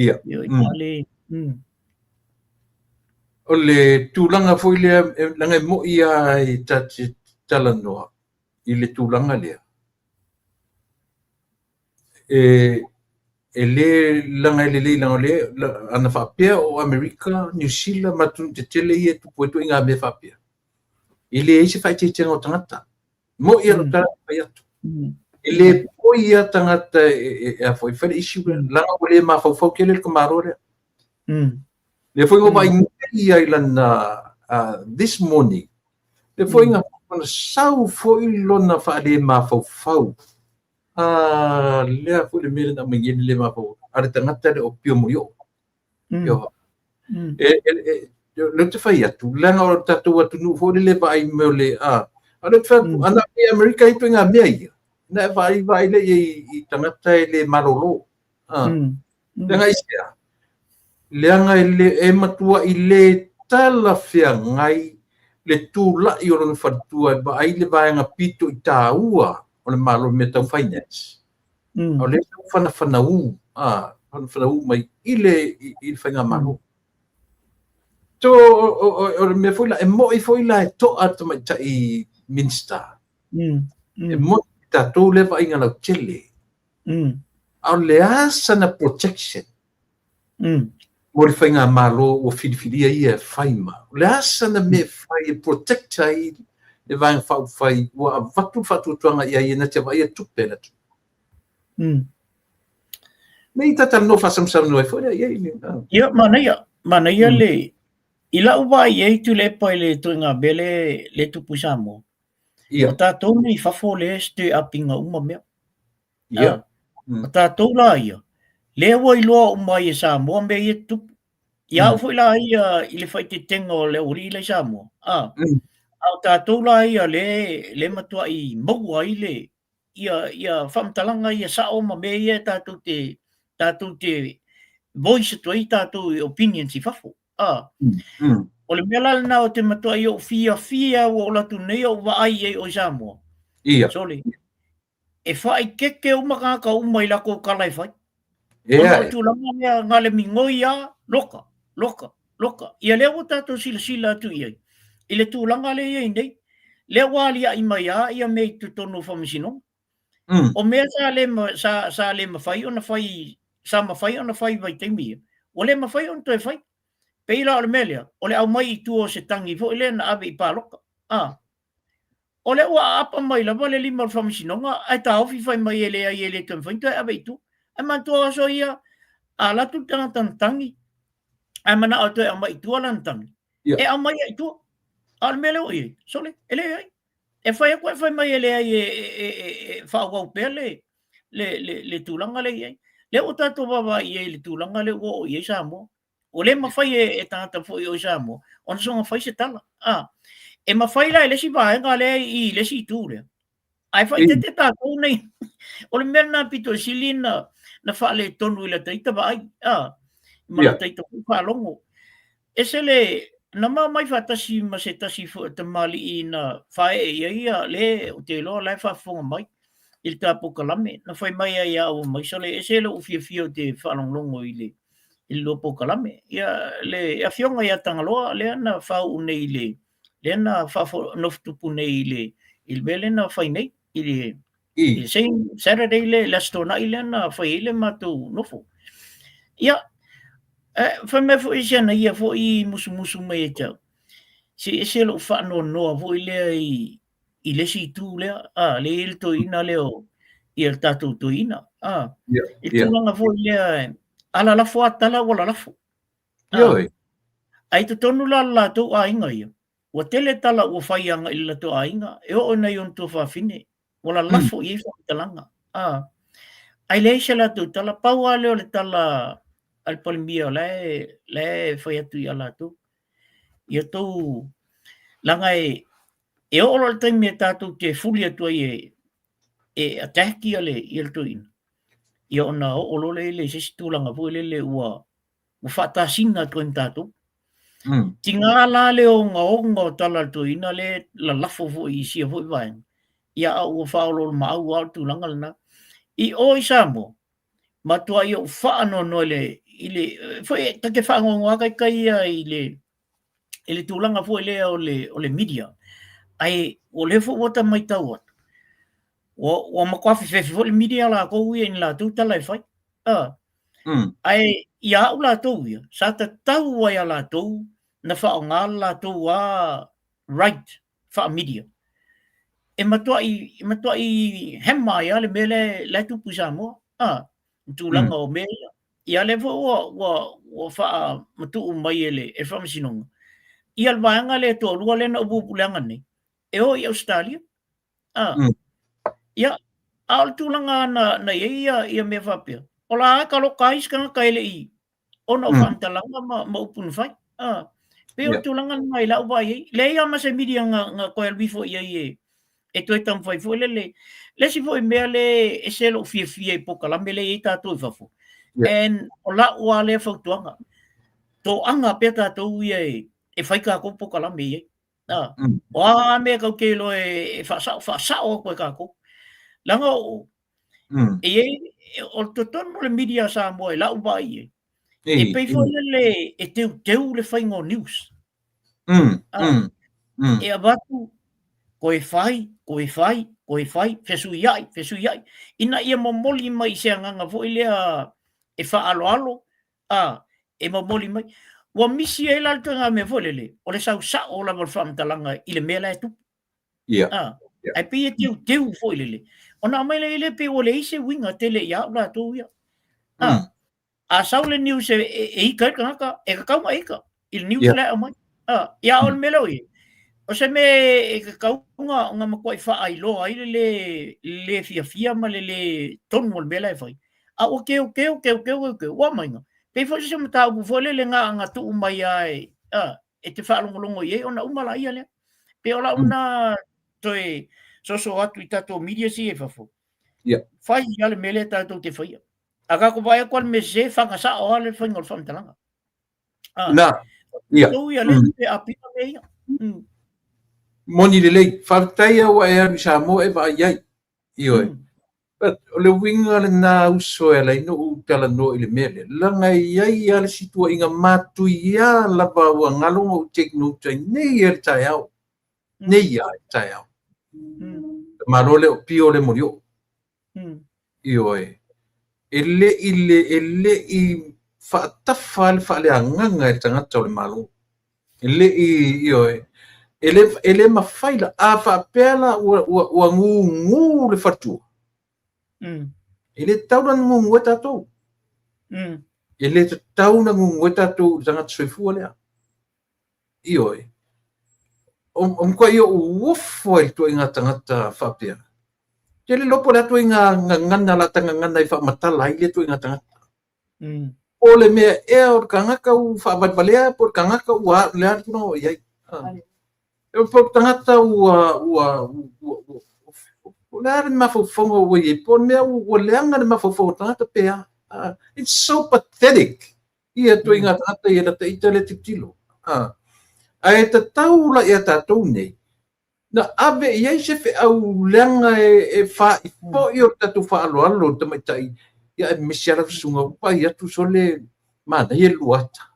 Mana i e luata. Io e. E iai lo tanto nunga. E iai le tatou tiute e tatau on fai leanga ele le titi le me leanga ta malo le fai. Ana wha pide som to lua e i le a foi. Ile e tatele e pe ai o isi tanga tatele anu iai ai ona o tangata ana se fa pe fo se min sa ani ska ko pe le ku ai to te lo la auto a fa e mondiale a lo fo o le mista i lo nali a o le mafaina fa isa na ngalu to te lo la e ati a le mele liu le mista ste mondiale tala le fa apa pe tu mau pea lana va ai malana lana va ai ya tu ia foi ilona li ai le fai isa na ngawena e ati e tau fa leanga le alonto tatu va i se swinga io e le mana mia tatu ma falo ia ale pe o le winga na la ufam talanga le fai o te lo fo ia o tatou whamtalanga le la whai atu i lunga i le tōrua fo i o le minister. E te taua o no o i loto o le tōrua o le minister. Ona o telefoi nisi mea o la tua uia o wa i le tangata lea. Mana ia fo ia mi o ngai whai o ma toi ngā mea whapena. Langona ia lo whanonoa. O te whanonoa. Ona, o whea o iei le tau tinonga na whai. Pe le lei, pe mativa, pe mau oa, pe le lei aso, pe le anga aso, e tu mau pele alo whai lontoru. O whea o iei tau tinonga o mena. O i nā le tātou te loa. E le aise o ngā o ia me o kikeli, le aise o ngā o lo poko ngai e. Ai le aise whautauta i ate oi. A le aise whautauta, e le mawhaia ona e kāringa lo loto. E te sau ai whapea, whaavale valea whapea. Ia ua ia tu lepa tu sawa tau. Mea ko ngā lea ka whaavale valea. Moni. E le mawhai ona ia wa ai i le aso na whai ele tau tinonga. E le mawhai na wa ai i la whanau. Se i whapea fo i wa sai anga i le fionga i tamaita i minister. O nau tilo la ia le whanau. O le ase tala ala na whanau. Ua o matua. O whai fo ia grandkids. O le ase tala ala na whanau ma le ai le ai ma le whalongo. Mon tanta whaabale. Ele tu loa le mafau I mea whapena. Okay, ka foi e ka ke ki ngā loka kam foi e whaise me balea huli. Ai o so mai lo ta mafau ia la ta whanau. O le ka balea inga le o la ka whangau a mai le kaimini ngai o ai whaapapau. Mani lo. Wa e sili aku le malosi o le upu. Ilo le sasa. Ia, e pe o tulangal na ia ula to I la uba I le tangata. Le se iba ai fo ile tulanga la ia a fa o le ba I tulanga la ia si ona faltu. O ilunga se tulanga mo. Ai se iba ba ai la ila na whanau. Se iba ba ai whanau o lan whanau. O na winga o le tangata. O le mkwale ia se fai ai ola o ye.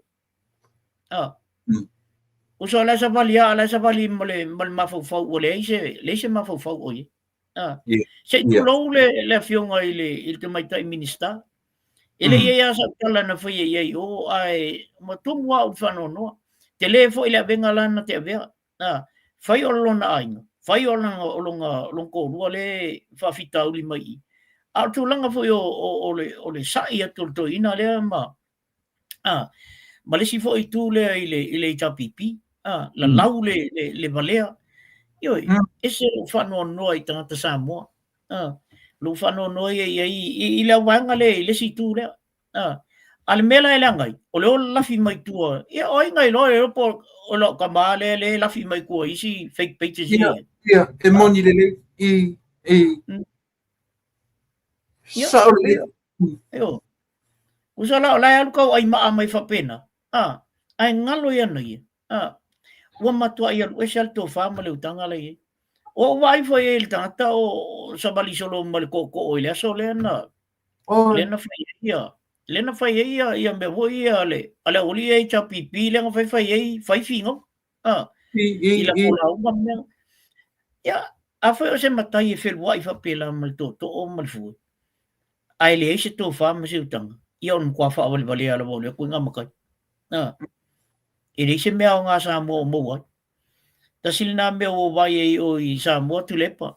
O sili atu o tatou anga nu ule fai fafo sili atu o tatou o ino tatou tamaiti e fafo. Ile anga nu ule fai sa mo. Matua I o wha anoa noa. Ile le ai o se respect. O tangata la iei sa mo. I tu whawhine. E o fo I la I tu langa leo o mea ia me fai. Ia le aba na fai o ile mele no iei. No to tau fia o tali I ona o lo manu vo ile matanga. Le matanga o le luatu le tamagiti faf. Al watu o le falai oi il men fai ile avole. On fa on no funga fa no tupu le na fai o seba. Ai al wa ela kama le por fal. Ya o se trata foi o le bona ia ona no fotono numa. Ma kwa le mala markan ka ile fai ngole. Pula. Ena fai mai ele si matai no nu. E o malo me ia fa sala oi. Se la lo fa no wa ia tutunga melna ano loa. O te tangwa e mailo o tali e sa ui. E por fa. Ai se fa longo la le oli. Ai se se la ka maki e o ku fa foka ko. E se le mamalu o tatou me fai fafo. Do le vai. Ba kwa fa le ko ngala vai e oi. Ai me sa o nu ye tu le fai e me ne. Ya. Fa ko mai vai me Oi. Se o ai masalo o nga le ori ia ngo kula ia le fai pe ia vo le ole ango ia. Ai mana tua aso ia. Ata sa ngi se me fa pe. Pe ka ke alu ka ke folfola ava pe ka ke alu e por fala. E alu le po a koa o ka kalo ile tua.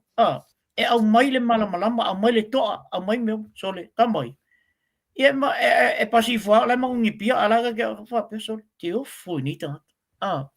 O le se mamalu o le fo se to fa ma se utanga o to ye tanga ni matuai.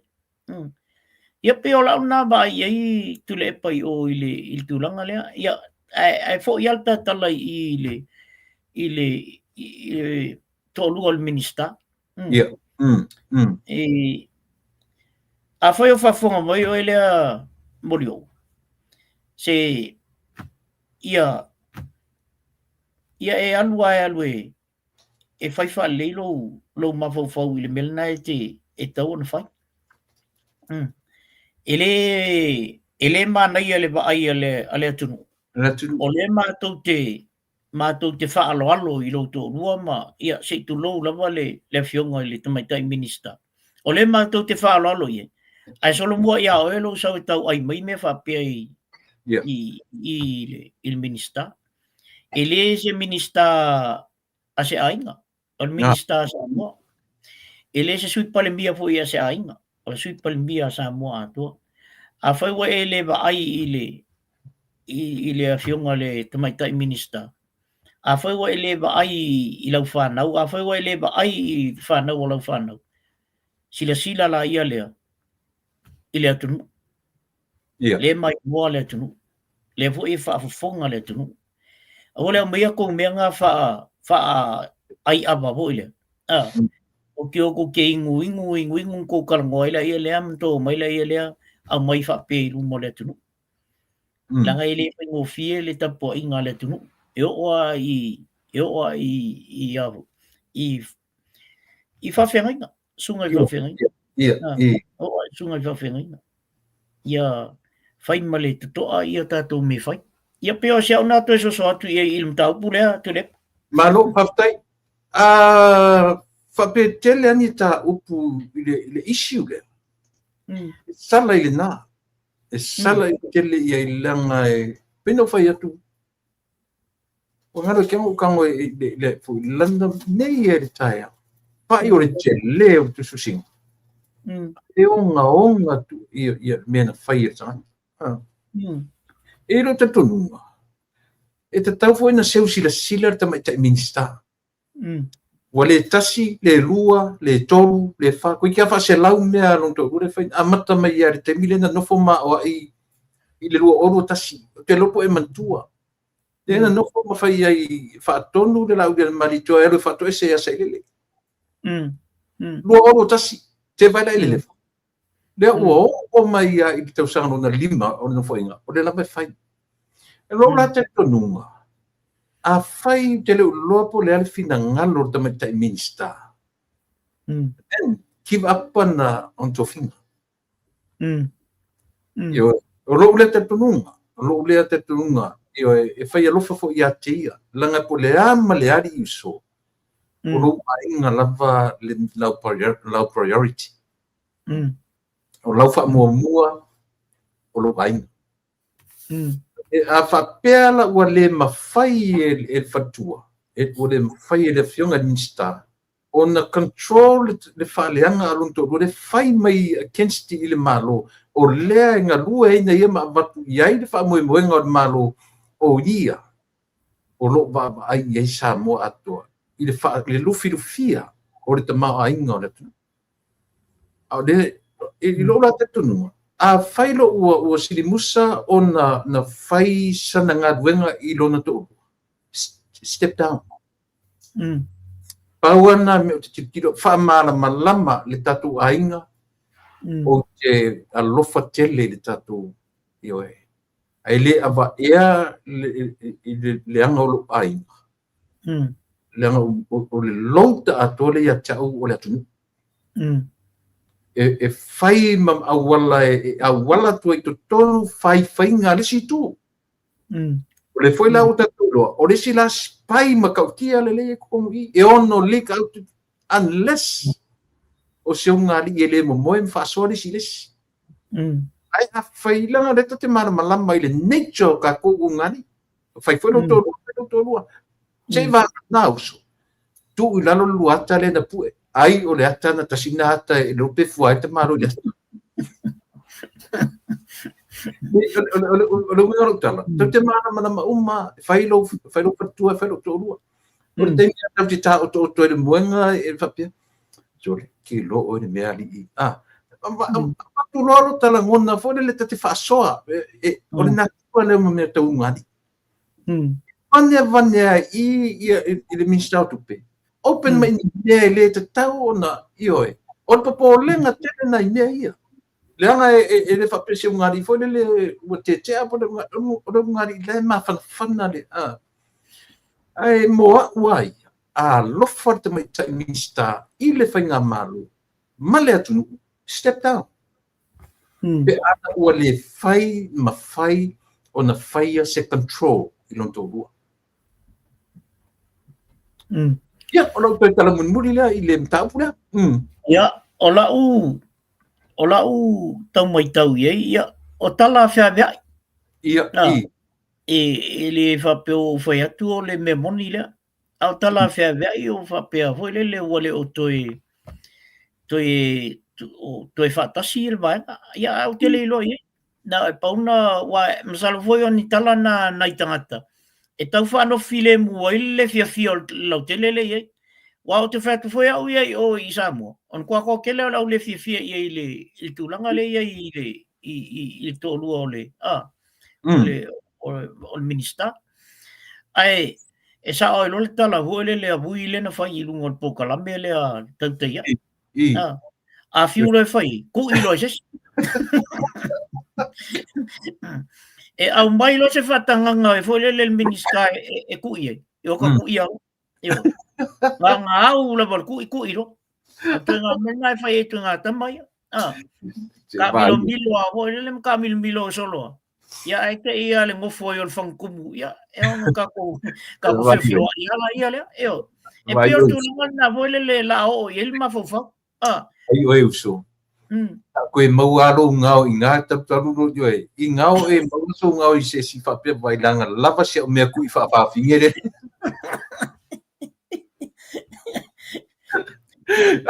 ono minga oro pasi atu ai lea me whapea kaka lau kamakui whawhawhingere le savari mai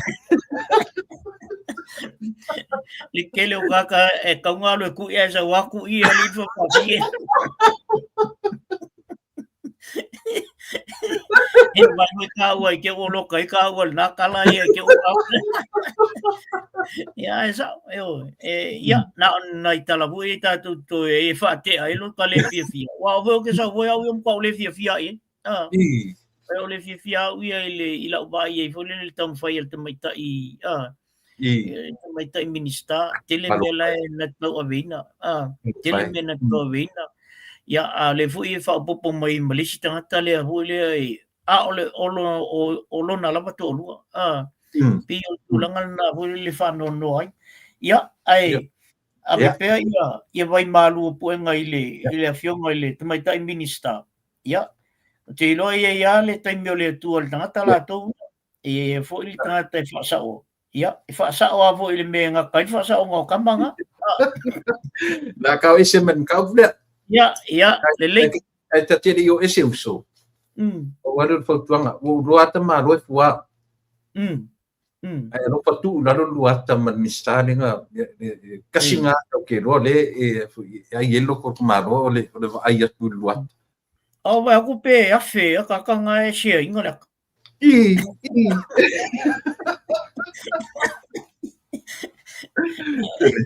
ia e fo I atu le malanga le malo I tutuila ai te Samoa ia ora le mea lea te va ai atu ele o maro roto ina ma faari me sona le fia tele fe me na tele tali ina le malanga le naru tutuila na so to faru longo o tu mau pea le I tangata le tunu le mo le ngu tu nga me fa e pea le tala le na o mo I Samoa o le whainga tā o le mea le tupu nei tonu I o ona o le toa tele lai te tonu ngalue ngal malo ngalue I tu whinga mau lungal malo o tangata mai le I tapipi ele tātou tele alo I le tātou lao e sa oloka nga wo wa iei ma wo wharongo iei e o fo I tangata I olo wainga lai ei te tonu I o inga I tūlanga mōlunga ai tapipi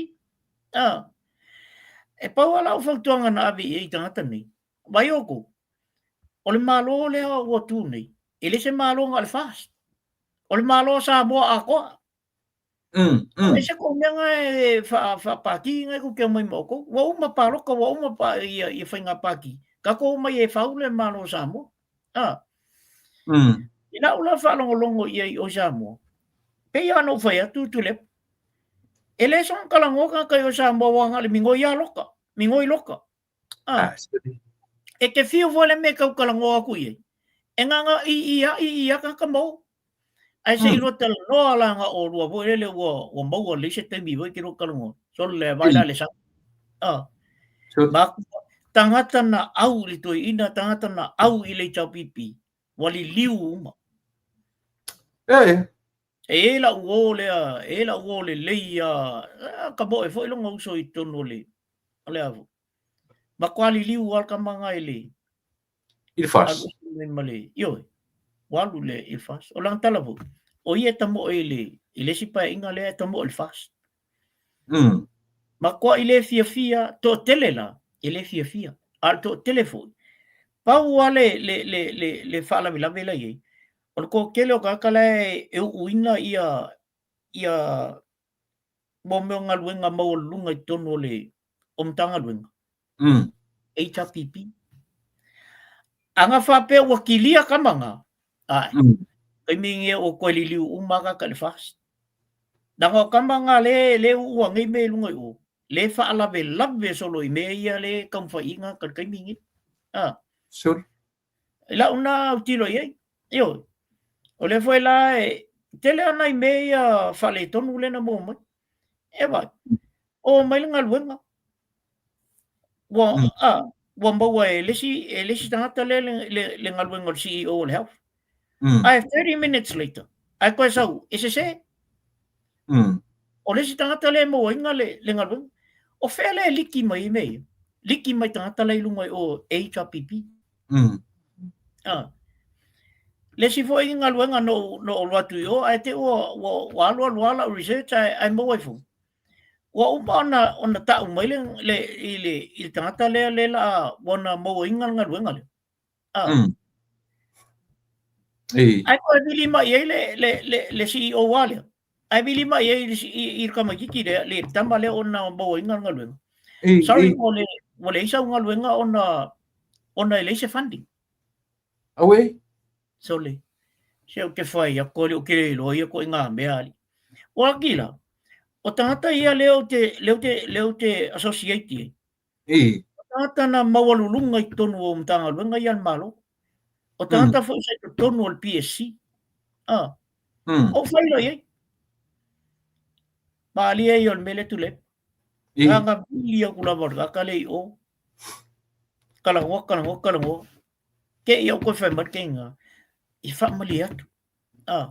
Whamali atu. Lei o le mawalanga luenga kama. Ale la pun mai le funding. E mai e koe whai al kau sang fōula e a makarika mai langa luenga.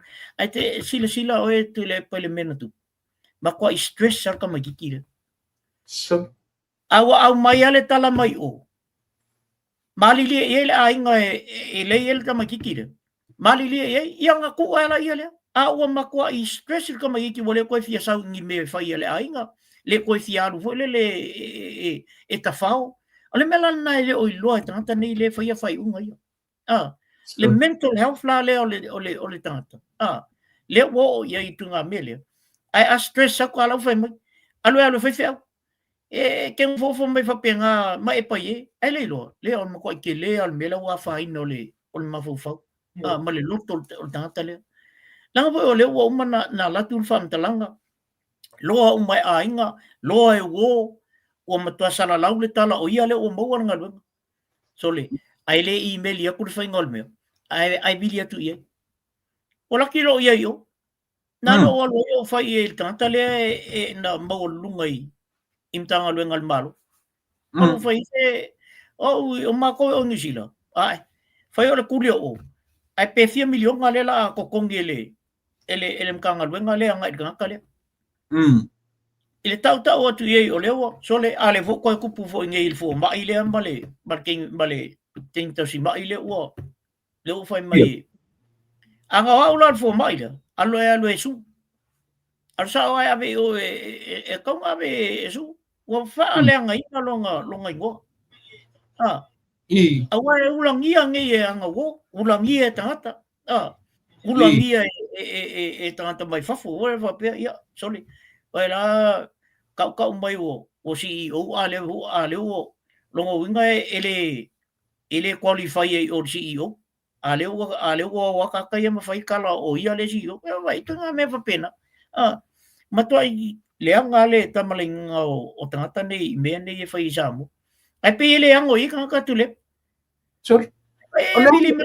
Ebili mai il ka magiki. Ai le email falle mai mafaini e pela o points nga ave el tangata le na vidi e vai nga foi a cor ka kale mala mai I kula fungo ma running o bel ke ia o fa ko se mai FMI le o le ala mai le ngalbu a le la ko pun mai le funding mai fa ile so le a wa umanga nga clear mai o le kapingeka umanga clear mai ile PSC So, ai mai ilm kanga wenga FMB wo afu wo leise ngal wenga o ngai leise fan so le e fa ya ko esele bela mo inga wenga ia pe ya ta tu tala na fai kilia mala o tau kilia ma se ka kal ngora le melang le wata wor mele le mai le tala o le o mai o fatu esele ofisa so upu ale malo ile fenum ya ia tamaitai o ai fo I le ngor tamaitai le o CEO nei o le health department o June ia June maneli I Dr. Lameko se fez o tala ile fenum ya ile e pe al melna le tau o batu se fam talanga ia sa le tau o no winga e le tangata ngofo ma au mai le tala ale I o le taimi e out mai ai tua ile media I le me awanga mo mai le kala o Dr. Lameko la wa la wa mo inga ngalu I called for me ke later on of course so fa malulu aku ese se ia fam talanga le ngabak momo o ai lang fa ia mai fam talanga momo o le mela na tau su ala le me fa ko ese ia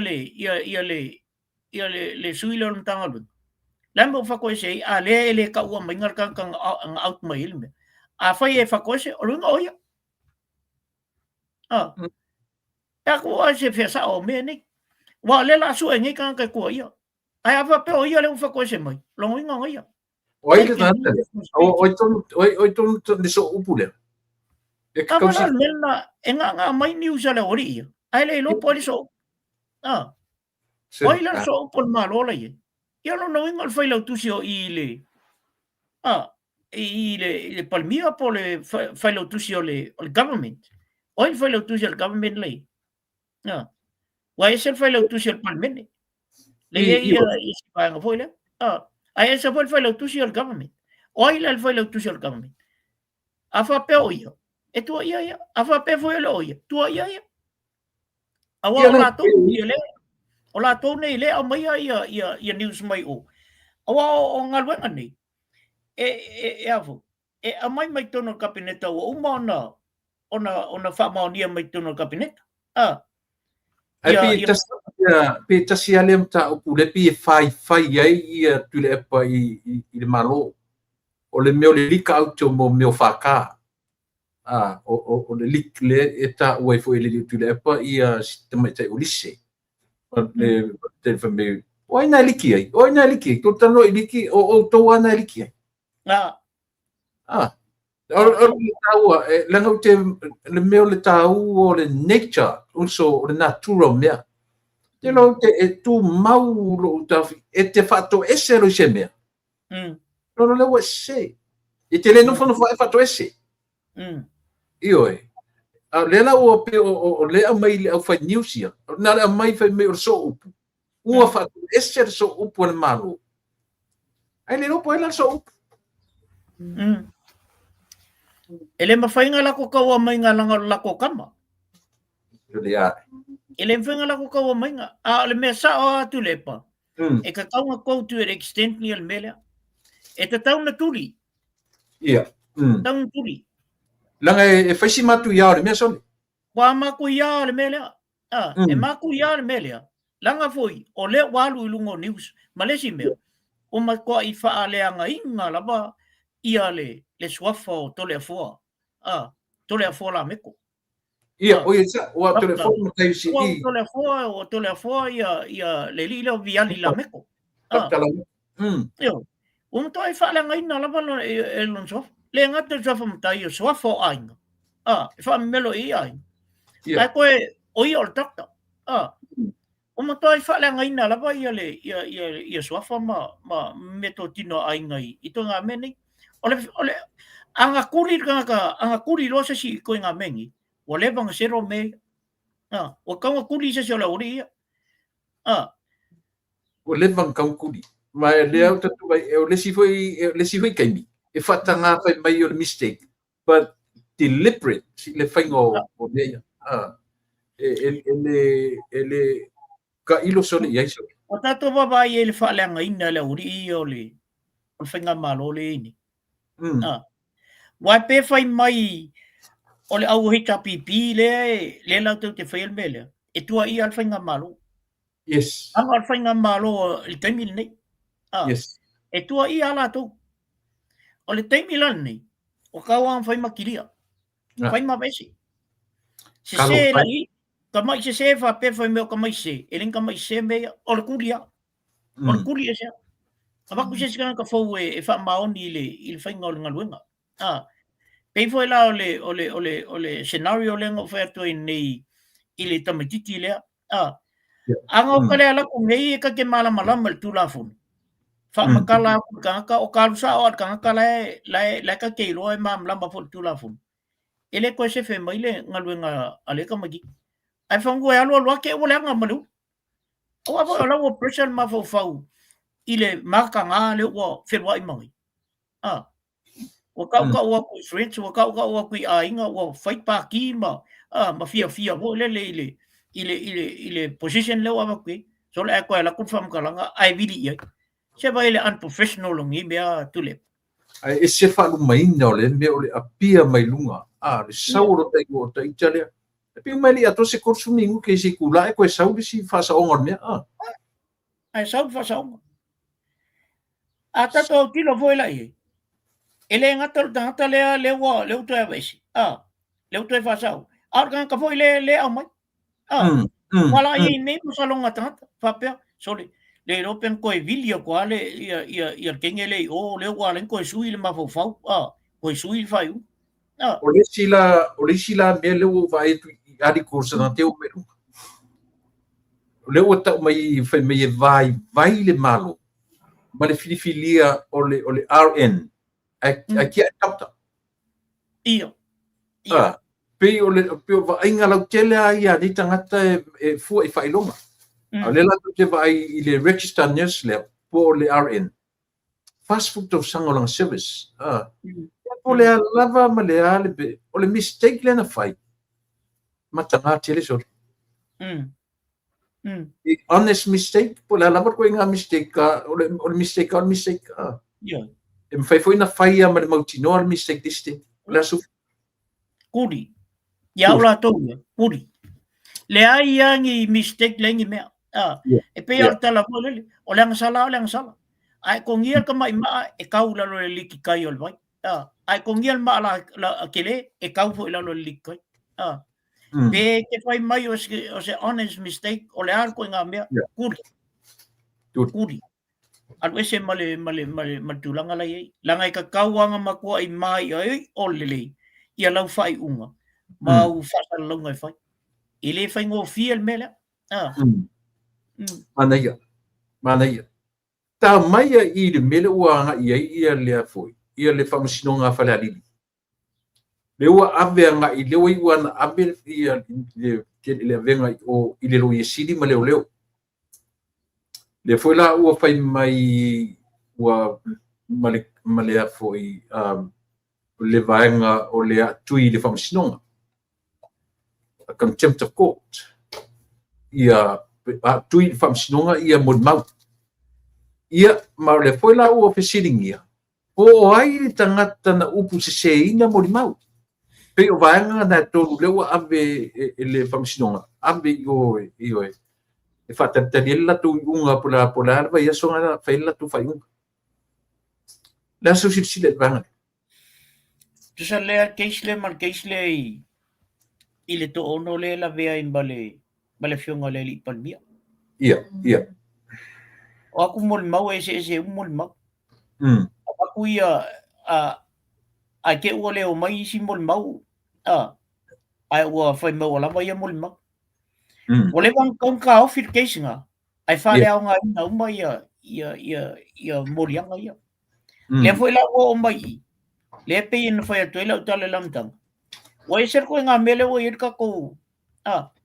O mo se fulu le fikus fulu mol mau. Ai ko kasinga la ku i ol farfam 5.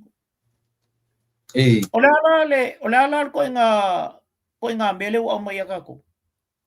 O le ko Kakaulonga ko nga famsingonga. Alala mele tang faya ile ia tangata ia famsino ia fa. Malo ia le fina wot. Lai kam faya fa pa ul malo le. E ala ile ba ise o. Le wa umana na pa u istat. Ia le ia fui mono le si tamaita ile mai oi. Le wa pa u nga. Ale foi tam fai mai ile in mele pa ui. O no inga, e whai lo mai. O telefo whamsingo la iei Sorry. O le fo e whai ala to whai unga i lungo tūlanga lea fo le leo le. O le tam whai e whapa un malo le. Peo le whanonoanga sili le nale ota. Le fuila a mata nei 5 tausanga. Ma le ngalu tele le whafua mai ole. Whamsingo. Iwa nasa sa fa I tono pot famsino le si famsino sa ia. Le la ua tapa mai I le famsino le ua mai fatatali. Le ua ave le ua la ai tatelo fa longa tu talo sia la a fa pe lo o le famsino o le lo sili ma leo.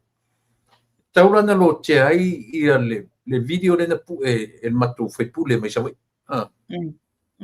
Tauna lo tele audio wireless video or audio nena no forma pu tauna fia I sai ni pe fa pe la abi o le ngata le fia yo matu fai pule a o so ela male fa finele le fa tu fai pule le na male palenio le o se la wa fia 70,000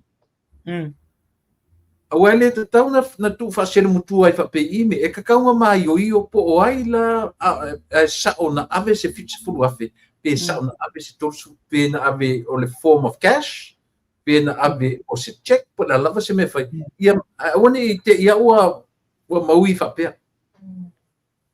la sufina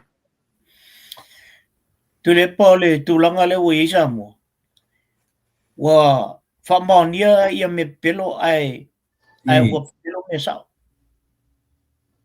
ko kia sori e ke ma ai mamao kwa i le pepelo me ala wori I e fai ke vai mamao ko o le pine fa mau o tala le o le sui le nga kangi o manga ko au mai ko lang kangi ai sero la ko me ia male fai pule male family ai apa mai lo ia mal famsino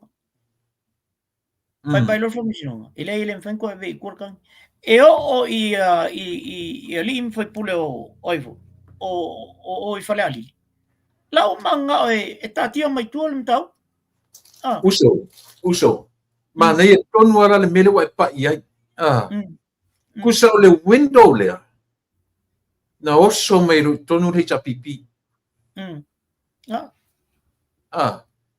ina o fai atu le to rua le ave tuan matangi ai musu fam sinonga o sa le musu fam sinonga pe o le winga na tala o fa malama tonu ale na mau e rola va no ai tonu he pipi e sawa e se intervina e se le matango fia e wa si sila la o e molme ole mese ale usa ele tupu mo le me na ta ofie se famisinonga ia se tangi e awor ko ave pu ore mana sa war kan ka kangi e ave tualan tangi wa umana to e faia la toa ia uma dalal mele oi era kurka ka kangi fa ko mai kwa o aku le kumalo e mai kwa ai ngofam ka ofia fa mai langa ila le ya le HPP o le o mai le HPP e mai usala le ko kangi ya le HPP illa to sui lang kan Nga mea so le. Lai ele me pepelo le ufa nga nei o isamo. Koi pepelo ia mea tule. Po ala ki kelia le wali ia fai mai nga mawalu lunga nga o e lo ia mea nga. Le la uka kua vai e. Ile ia sea nga o nga ngau ie. Ale ula ko fa nga me pepelo. Le sea nga o ia mea. Le sea nga ki keli. Le sea nga o poko nga ko ke o mai moku. Au makua fasi siri ia o ko le me pepelo. Inga ia fai el mele inga ia pa u le tata inga ia pa u le ala wari uma ia le leo ngai e fai ia kangi ia mame e ki keli ala la o sili akula le pepelo ilo poko le ngalo e lusu ia mela na e fa tu le e se le ivolo le mela o isa mo itongo meia Meia fai, o tele fatu e iwa tan Samoa para o le iboli o process. Le o wha ngā mai le ori ia, le e tu le epa, tu le epa le sailele mali le ngoi. O isi vaenga le tonu i le tapipi. Makoa ila ko wha ngā me ia e a te ka ia le memoi. Talo fai le fionga le li parmia. Ia. Malana kapeneta. Ia martatu fai ngā malo i te mi. Ia lo tatonunga e awale atua i le mea i loa e o lo tau fai mo le manuia o le atunu atua. Lea ua na vai atu maua le avanoa le li parmia ma le vaenga a le soifua maloloina. Tamaita i tau soifua mfo mai. Ma ta fia le filo inga ia pei o nai vaenga i o fai ngā fau ia. O le tau mawhai o le tai o le malo ia maua avanoa ma i latou umalapa o loo ngā lulu e tangata ai mesi tangata whainga ruenga le malo. Sa. Na maua la oa no te tano ai le fōma i tipi. Na ia i le fontanga lea. Te au whai mai mana ia i o latu fono. Tele fasili ale afionga le li palmia. I mea tau whafo mai, po a uma me ia e mana mia. E pei ala no whai atu fo le se te mi ua whanu. I nei fo mai ia le tau mawhai ne. E me sia in emergency. E ka moa kwal fo mai ia mao mea ku kongorakanga. Oinge. E wakule mai wale vanga set mai le. Yes. Trolley foi le e mali nurse le tu o a ngai fo mai ar kai mingi kwale ya se me fa penga ma fu mai al vai kai mele HPP wa fiu ngai fo mai e fa ye fiu e fa ye le i CEO fiu e fa ye lunga le i mo me o mingiska ai ka se kala mai o me a o mo nga fa ye ia usa le ya mal me vole pola le o lo kamu ai ale ingi me whainga luenga. E kele me whainga e whaia se mea. E whapena u malama mea, o ka maiki ma whao mai lei. Ma kua le ia. A le lawa. E le lawa me whaia mea. Ia o tala no atu fo i whao mai tipinga. Kasi le mori le ola mai le whaia ia kaukonga. Kasi le mga wila. Sorry. Kukuru ako mai ale si kuon fal mai sa wa pe ako ile pa ale fal ka ko yeah yo le o tang ta wa tu me sa ule mana o le o di tal noi a wo la tu ne o vai wa fa ale ko mun mela i sa mo ongo le wali i ngofo lunga ile i tu langa em ko i fa ngo i fam talanga nai fo mai le fa ma ia saule si fo mai mai le mai ngi nga mai aku le mai sa alu fo mai su el me e mo fo ia ia o se matou ainda no foi ma yo a vai lá e tunga me o ai le operating ia le ia me ia lunga i o le admin na le ale lau kua ia le mingiskao o falma mai ko me mingiskao falma ala ka ma fai mingiskao falma e fia ilo mai ka ia le operating a me pola ko le process me ale ping ia la ko ia fai karia ia forma ia po fe me alu ia o fa ko il forma ile nsa fa ko vai oto o le me ia so ia e se lo fia e saule peifa o meio conferences ia le ta te aloi e fa pe o le va tu te tel malo voi se me e ka ke laku o ia le taxi o abe sa o ka taxi le mele ka ke ngo foi sei tu lo ia le hotel o ma le conference ko e laku taxi o ma fa con ko sa oi o su con o ka sa lo ile i lo kai e pe o le tulanga na i la wa i le mele soli ma quale ai che lei loi admin sia I think o lai lau te mala malama la foi lau kilo ai tu nga tala foi i si o ska ko ku e vai mama a lai le lo pole ai o mar kupele le fa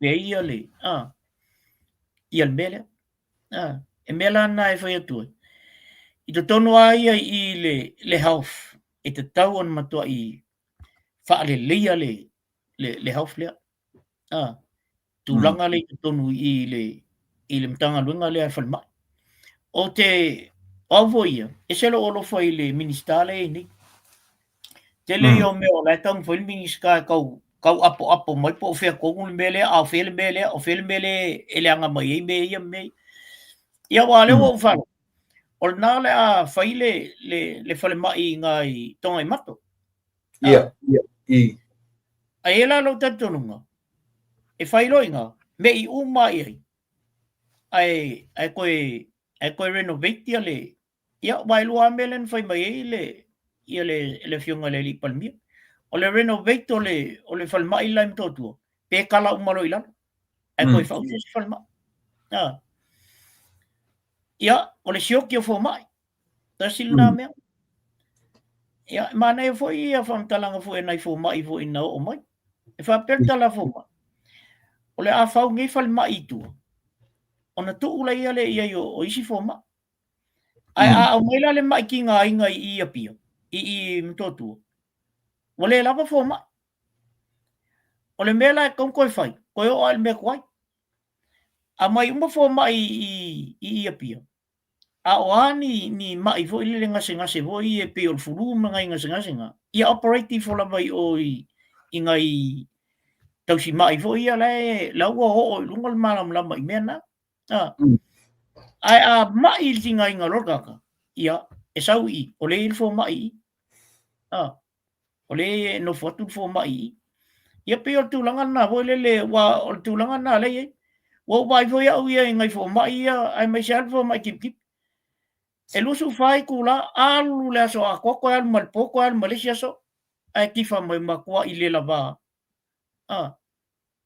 wo vai ia i mena e pela tulanga na ale la ta ule ngai nai folta tu malo le nei malo fa te ma nei tele mele wa pa i ta no leota tala noa i le mele o na te no foi New Zealand o te no foi malo tele o te no foi America na wa o malo o manu malo presidente malo nei le te mi dei fai loa i por kalame a Donald Trump mo le atina o malo e te le o toe fa longo i ai i le tua Democrat. Pau le ta penanga Democrat lo fa temini. Ta pena fo i la tu fa morisi fa nga parota. Pe ta i ta tu tu nu, sta mai tu nu wa. Si ta ma i sa mola. Le me o mi e na fa ro ta marole i le tu. O sili tele na e silia i tangata. La me ua umi ona fa'alualuō tamālo le pei o le sifi.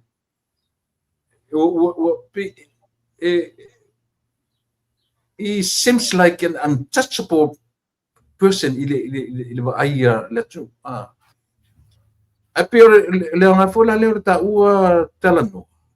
E tu salama pe tati talanoa i langa o tu atu nei mea uma.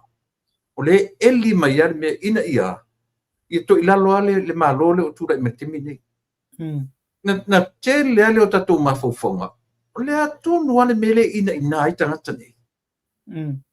O le ame ua le mawhai ina se i malo lo te isia e pe o a ua te mai e whaalia mai whela i lunga o penga te whai. Ai o se i o e malo lo se i lata fo i lisi lima tau sanga nese me umi. Vaila le mele na mai nei. E tautala so o to ina i le upu le transparency. Accountability. Good governance. E tala noa i puia. Ai le mwhaino na whatinoa. Le ala ua fo i mai nene malanga le mai tutuila le nao. Au mai loa transparency mai mea. Toi wha fo i tupe malo. Wha tufa le tamau ainga na lato mai malato. Pa ia la ua asau au mai le tala wha wale wha mai. Le taua i tia ua mea. Lala men karia ele koe wha fo i kupe mea ngapatu. Ai tasi an men tinga i to ina. E le mawhaino na whaia le meta o transparency o mea. Wa lewa nao i mea whamanuang whape. O mai a tufa i oe, fu e ia la tau watanga. E au noa ma le loa le tu, le whafo ia tupe le tu nuna watu whaatino i me malangai. Le ala u wansa u whai atu le transparency, ina i whamanino le upo e masangi tau talai. Ale u e lunga o penga whai langi le fia. Ma tau valeina fo i le fionga i le li pare mi o lo tu le merkimni. O le tangata lea. Ua lewa na tau i eise whainga i oe. O le taimi ia e umaitu inga whainga mi o whavalea i whaiso. Whatoa aua i nase mapusanga o la tunu. Lea ngā whaila tatu tala noe whi ima o. E ale take te tatu tala noe i le melea. Whaingta whaila o na manino malalama. E tau tala so o le ngutu le transparency. Aina tasi ar te mina na transparency mai e na whiunga ni pare bia meo le malanga no e tutuila. E tau wha i le fi whanong hua ka lai ar me wha i. Whanong otu e mangeso tino e sia. E na te whaia. Tau tala i upu ia, aina te le mwhai na wha tino ina. Taro la ngona lea. E tau ar tatu tilo. Lea ngau pe ua mata ngā so le. Whanong ono o te tutuila i manua. Ile se me matango fiele nofo matau se yo ana nofo foi matau le umor fale tuila manu or fale fono yo alona le lango ina le malanga na o fatasi ai le ao le malo man masiofo e fe ia na tele telina o ainga ia o ainga ia ngakele penga ke kalia pega ke kalia po le lava mei le masanga fe au e manga vai lunga nguku mele le uma fala tutula manu yo ya tu fina ngalo di idiota ole toinga fina wel toin pe o fina ka maki foi ole o fina mo se tanga te fai se mafufa se tanga te se to fa ma se utanga fina mo ko ingale o ai ngā mea ole le umba ole mota whono yo. Ia o larka ko whiau ia. Fuilani. O larka ko pisingisi ia. Wolo koa ia tutuila mamanu e fight for falenga. E le aia masitato pisingisi ia ele mena. O le meta ala mai. O le wala ulia o le malo le na au mai. O te lo o ti ngato ina langa le au mai sanga wala ulia. Le mea tūnua, leo talo umana whai tura te itatala iai. Ono sa i e wala aulia mai nei ia le asu whanau o king o tupo Petania. Ia, ngala. Waila le balaulia mai lo ka ngofo lo ka wa fa se balaulia la fui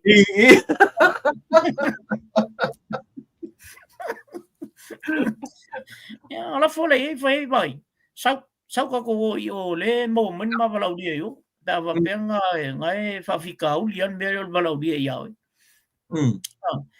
le tūlanga na le o vai el tuina wale ko popole al ko inga po ye ika yang ye yang kala ye fai mat e sa le lia ino ko poli pe fa ka mai kiki la kiki al fai ngoang kala wale ko pole el tuina pau ale mela el mavu fo ko inga ia pa u le malo le ni lo fai so ia lu ese ia lauli el malito malitofi palmia la ye nei temin pau nga le fa vai le ol mafu fau le o mai la ko mai le la te tam fai men nei oli ol fai o fam singonga ngeima o le uma le ori ia ai o tele au se me fa val valea ma o tele au ko i se tanga te fai nei to nga me fa pe ma ko ka fa au ma foi fai il tala au ange ka kolokea le por kiki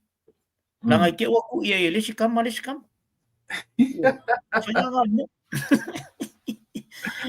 kako kalango au kako wo ai ke ro ke lo le kungal por kiki ia i karo le skama ia nga na le wo ia baila el fa no me le wo ye e tala ula bui le mele ai wana ti o fai se me fa pe il to ina po se le oli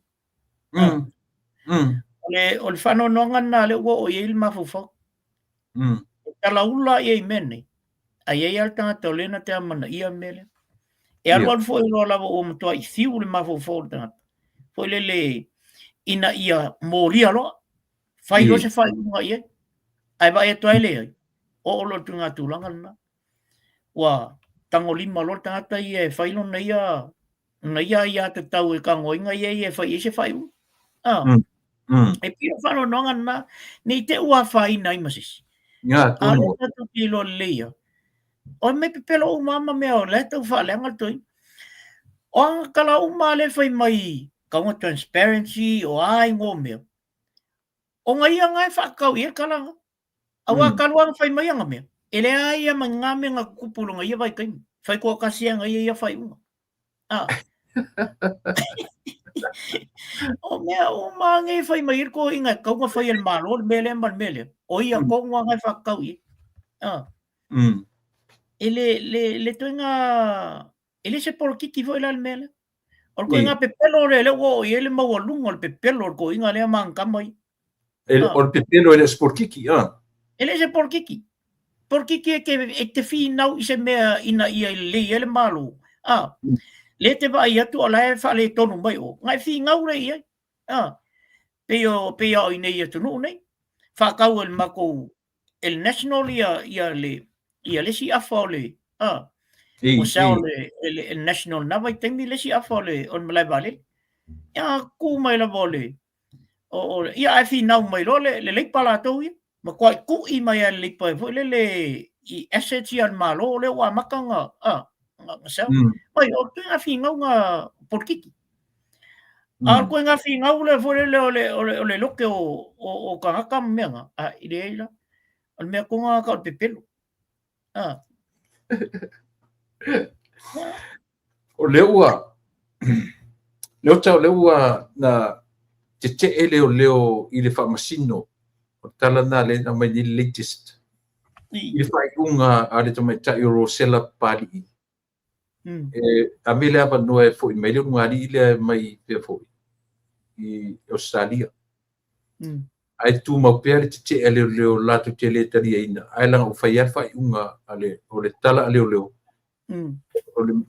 le la tu mo mau ele tu foi ya tu le ngari sa pe tu pe fies fu pe lus fu pe tor fu pe limas fu afe fai o fiana la tu a fa pen so soni ni si sa mo tu tongi tu pe em fai na mai ngari tam fai tong ia tu pe ai le tu pia o concern nga leo ale la para o fai unga fa masino ar tu metai Rosella Pali ia po Pali Rosella ave grant le avanoa e mai ia la uai fafo la se finangalo silo lau fio i tulanga o famasinonga ni ua back to back a ia i fai unga famasino lo tula me timi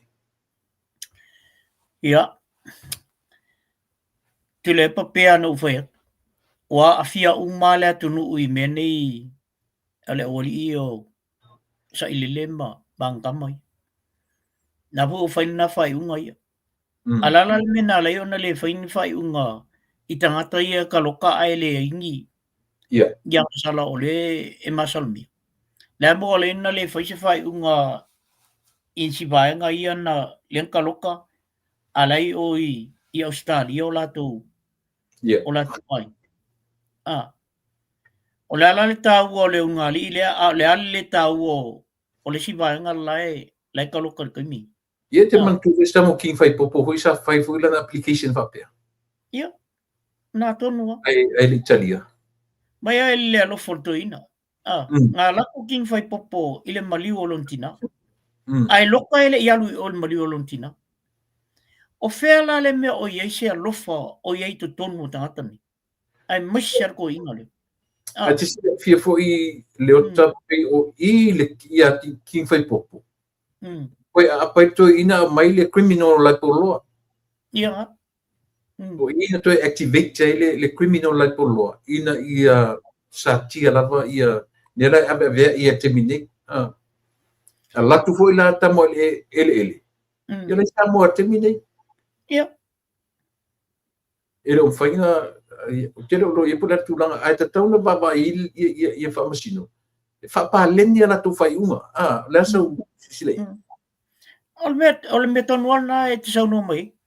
E kakaunga whapaling, awa o lesi case. O le case lea e te tau ana fuanga, e le case lea mua mua.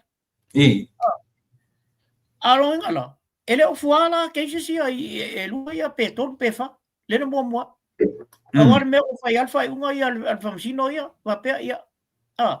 Awa le fua la i isi case sia. Lea o tau mawai tangata ia io. E se lo fa no il toina yo ko isi alofa. Na tala sa o. Ne ko isi alofa toina le. Ma mau to fa ma le utanga o tangata matua. Ya isi me. Da wa le fa unga ia na wa uia ila mai tau i. I matua yo fa no al toina. Pai. O so ia. E o nei vai temi nei. A maliu se si ole matua.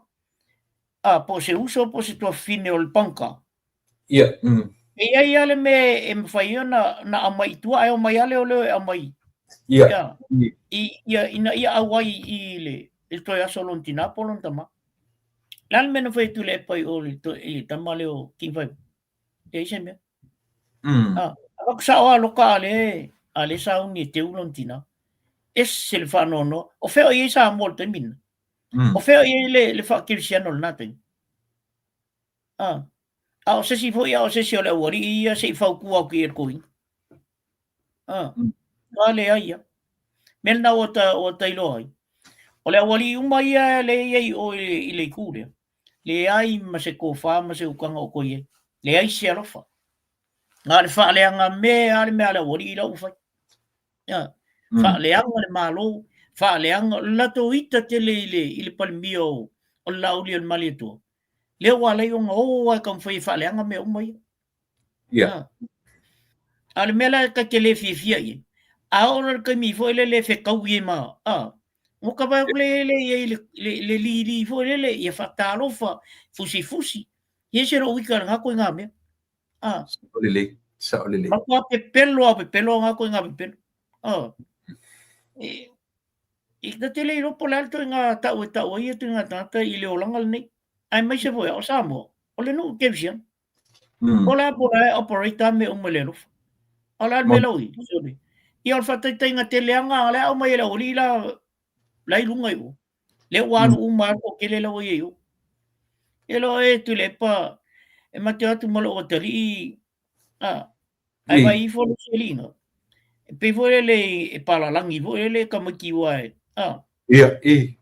Ola ke alo ai lumba o vai mai ngole e muli o kala uli ia mafai ka.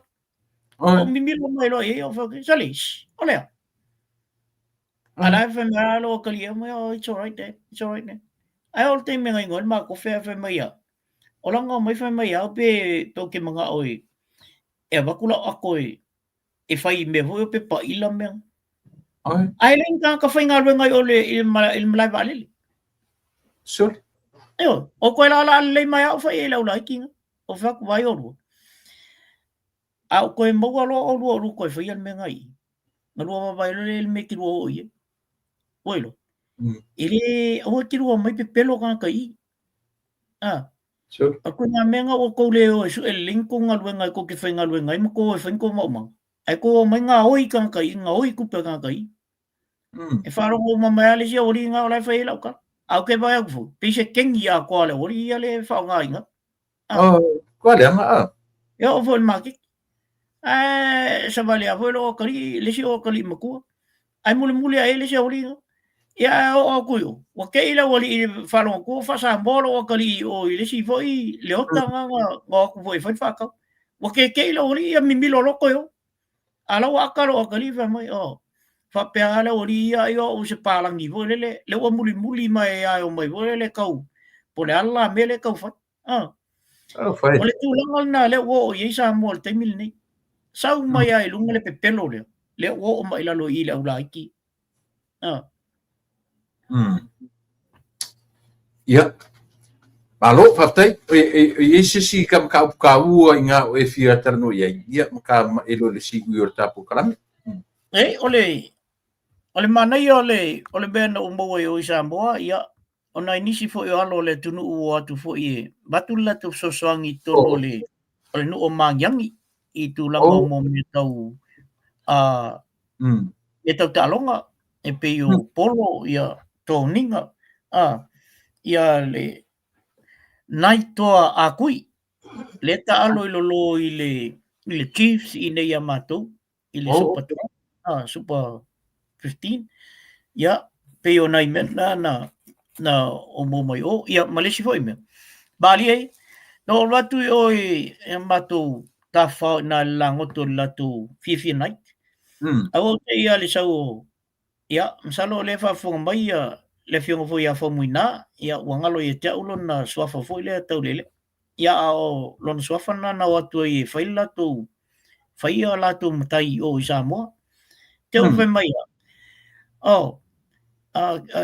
fia faise po stata ona o au lesi tangata e fia tele lua pokalame ma ia matulepa ia maku ko ale ko an ma ko inga foi ma sol ko kele au fan sol ia fa pena foi sitinana ma filo I pe o no e po vai tele uta na ma filo ai o te foi ale tu fa malo mai fa tai mai pokalame mai mai e wat foi alo fa nga ia tu lepa aftai pena inga mal pokalame e fia la vai fa longo mai ta pokalame ia ma sita si foi uso na po el mata ina el farfamsing ia lana ia fu na fam talanga mai e sero fia lo pokalame tu sa wa fam talanga io ia e pe ol langona na ia tau ia mal to tele na uso ma tu fa fine na ma tu filo ki na ma ta ma io le au matua io ai sa vai io le au americano mai no foi na matu io te foi ale mai fa mai sele o le ka mai ka ko le la sa o le ia mai ia e mau ki maka ele mau te to I lo pokala mei kai me fai alu pe o le a lo kai o lo pokala me ia e mana ia na ia o va ia le o le au ke whenua I mo whakakali leo sa uloka. Ia e whaftai le lo le tua. Ia toi whai wina malmanuia I al mātou whainga malanga I o na malanga tu uma I al mātou ainga. I no foi ala no foi lo atali I matua. I le ai no mua lai o e lua vai aso talno o after to I lo vanga le. Mātou toi foi maila I le aso lua. Il vai aso nei. Io ia pe o le tūlanga na o ia le I al whapispisi foi o tūlanga foi ia o ainga ia me se foi o nisi foi o mta upu foi na tau atu o ia na luatu al me tasi ia ai so o ki pe fa ia O talo fai. ia na ia ele mpai ono ta alo mai me yo fa la velabe ia e fa tai le tua ona e fa mai ala na pule fa so vo le me fai on fai fa la velabe ma tulanga va pena ia ma ua mau ai foi se tulanga foi le ai e tal no ai tapaanga o lo fa peona mata mai mo mai to tele ia ele mfeo no lo inatu la tu sof ia e o foi nei New Zealand ma America na foi il vanga na no mai nai i America ia e mai foi ia o mato filo ai mau fa fitai o fa talo fa ma fusi vai mo le la o ba nei o le o tatu filo i la vaile ia ma fai mai ala tu fotuanga mai o ke o loka oi ia la ia ma ko ele mfenga loka o langa le asa o tala se o fai o le fai mai sa o aka ko kala ele fai lang fai kai la ori ia langa la sa o ma kala ma tu le pala fai mai yo ia to ia la ia le ia pe o tu langa na tu le pali mana ia tele le fa fo tupu o le fionga ia tu le pupu a Brian Lima ia le foi na fa fo tupu ai masiona usola na le na matou mai fa tasilvale ia tangaloa io ia talo fa toi foi la fionga tangaloa ile nei foi tu la le aso fa malo le voi la talo moto o fai tete ia ol vai aso la nei ol vai aso no le e fai le o pe o taio le fai le o le palmia ile il malo okay papel versus fuono ia masalo la o matal nanga na male wa vui brother-in-law ia ia le ilo tangaloa le mamai te o na tu e toi alu ile finga na le ia pe ala le so ia masalo la le fuono masalo fuono ia pela ona mena le tu pusa mo te mil nei ia o tele ia mtanga ngal malo le wa mata na fai ia la tu fatatan nga foi le interviews okay nga no ye yo ona o le foi e foto ai mai le tau sang fu le e amatalona recruit malapa ia mtanga nga ia ana o le falma ila le wa sa tu la tu CEO na wa tu sui ila tu CEO ia au board foi board se mtanga ia o le lawa mata fo ia na fai ia interviews ia ma application so ia lawa batu mo le la tau sang fo tele la board sia wa mai ala to falau ilo i e batu ia application so nei le na fangata ilo ia application so board se la mana o mia in la ko directors directors o boards na ia pe ona mena le e tupu sa mo te mil nei ila foi le mai tau mala u fai tau atu ia ma le tulanga foi na matu tano ina i manisi foi ia me se foi le afionga te mita i minister pe o ia na mai foi inicio information so me your boards e apply atu ia to tele o tatou ia wai fai foi nga e board member yo ia ona e fa tau atu le te mi foi o fono ma menga o boards okay mai foi na nei na lai moa manoa e se mana i o whainga lau whai e te mil nei i al tatu ia ua whasafua voi lea ona o le mawhau voi lea le malo o tatou i e whafo le tele foi le sao lea bat toi tele le tatu malam anga i mene o boards langa o tatou le nofo i lungo mene i o ai mai sa me o lotu tele o tatou o le nofo i lungo boards o lotu tasil na vaenga pito sili na sosoani il manam na mo tatou nei o atu o whaonga i me o boards pe tulanga na vole le no tatano ia o latou ia si vaenga i o whaftai fo ia ma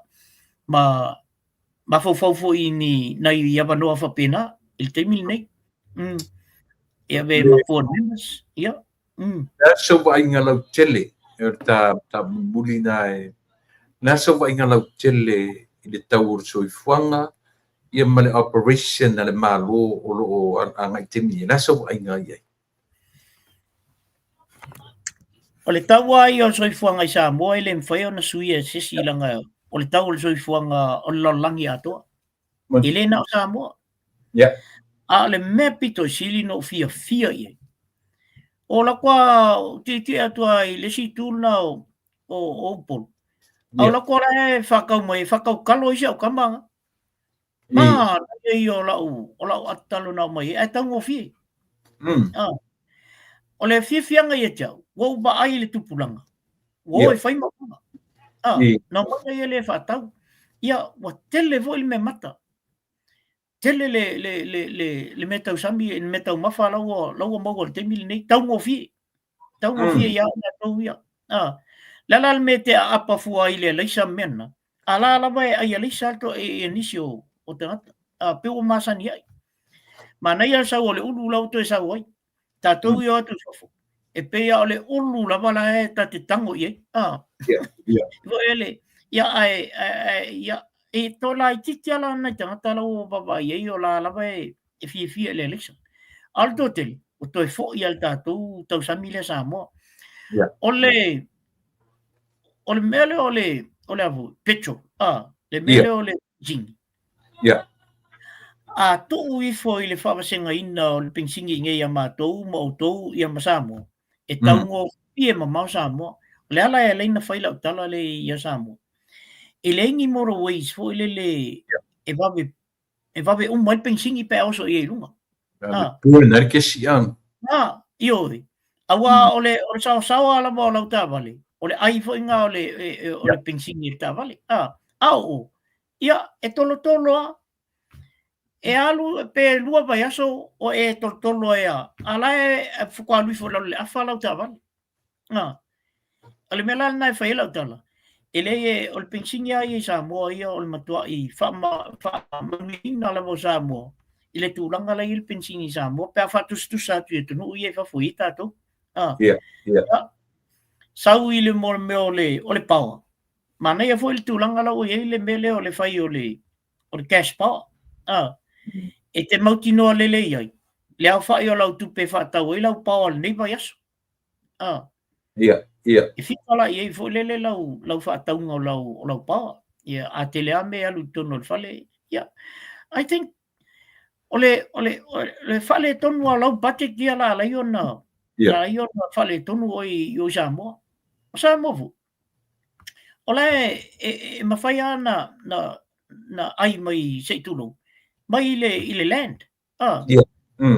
O le aska mai mea ho lele. Ia, seitulo wa. O i le mele no fo. I mtotu. Ia le land nga ho lele. Ia na whawhai mai le mga le awhionga vo i le. Le awhionga vo i le ia whamatu. Seitulo le sof. A whawhai mai i whai matatonga. A whamatu na fo i Australia.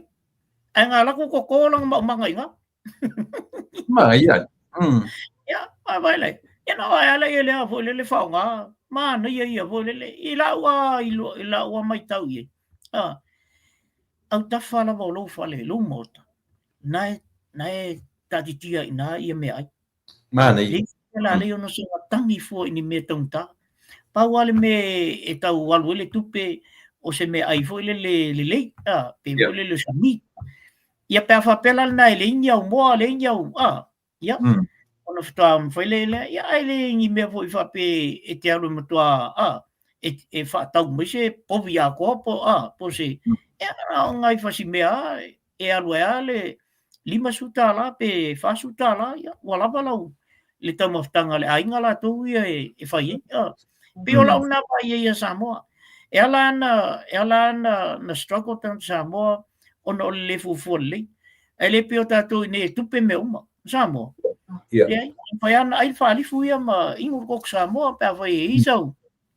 Koko olo whapea na tua le whale. I lau na vai ei. Tulepa e ala utala pai e Samoa. O le ko ke ngofo ali i milionga o kālari. O mtoi ngofo vo le pea wai atu le. Il tangata vo le ngale moe usu i kai au alu i pia alu ngofo. Pe moe aka vai akua ngofo ilunga fale maula ula e fa felang fa mai extra cosa mo ala ula nga ai mol le kupe fa ka si ka le ki mol kupe e ngol fong pia ai le mol kupe fa il me ala ili sang kungwelan ba fo ko nga beng ya ai ola una to analyzing o sa mol te mil nei o le mena matun no fo e onele ele tinai le ngal yo mai loi in Chicago o fa taule le fartan malol na eta o saba i lagoon ma na ye na ye next door la ma langoto le hotel langoto ma na ye o le sami na la sa o ilalo sami le sua mai na ia fo le location ia na matou no foi le ina faftai i le tua ma na ia tele ia ma na ia fale o Samoa telepa ma na ia lagoons ma na ia uma me uma le lei foi le fainga o sa ba ia e lau talo no malanga o polu ia no lato no foi i so matu ai o sa ba ia ese le matango fi le fo wa tia e fo ia ai ngai sa ba ia ma nei lau fanua i sa ba ma me uma ia lau tau whānu no angala i upolo i tua i nuu i nuu ma nuu i tua i nā i vai tele uta ma nuu mana ma na ia ma na ia whale o tangata ma na ia le mamao a pia lai sorry ko yo ko whangongoa i whale lai kuku i a pia o le kaunga kala i lau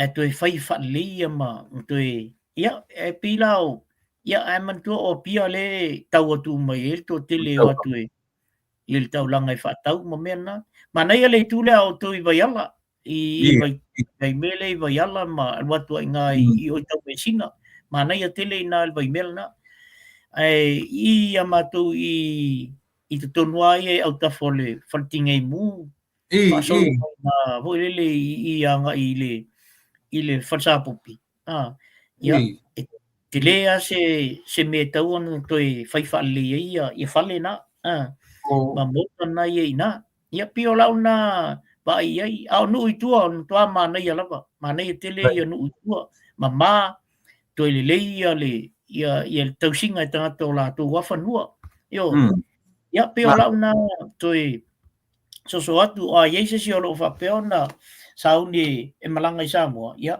ma nei ale ti anga i tua i nuu na ia ma le alu leanga i o i nuu ma malwai melna ia wa tau a inga uma ina alwai melna o tele a inga o lau no foi ia le whanga ia le tu maua ia le paradise ma malwai mea umalna ia o sia una to e so atu teimi nei tu lepa ia ona o whaftai tuila ia lea whaftai tele lava mo lea manoa tal tono le ala la to e fo yalta po kala me voi le i tai masani pe a to sai mal finangalo na ta tal no le ni si fo mta upo o le e pe ano fo ya e sili aku ka ko lo i fa fo lo me la upo yo wa ke fiu le me su ele le news e makamak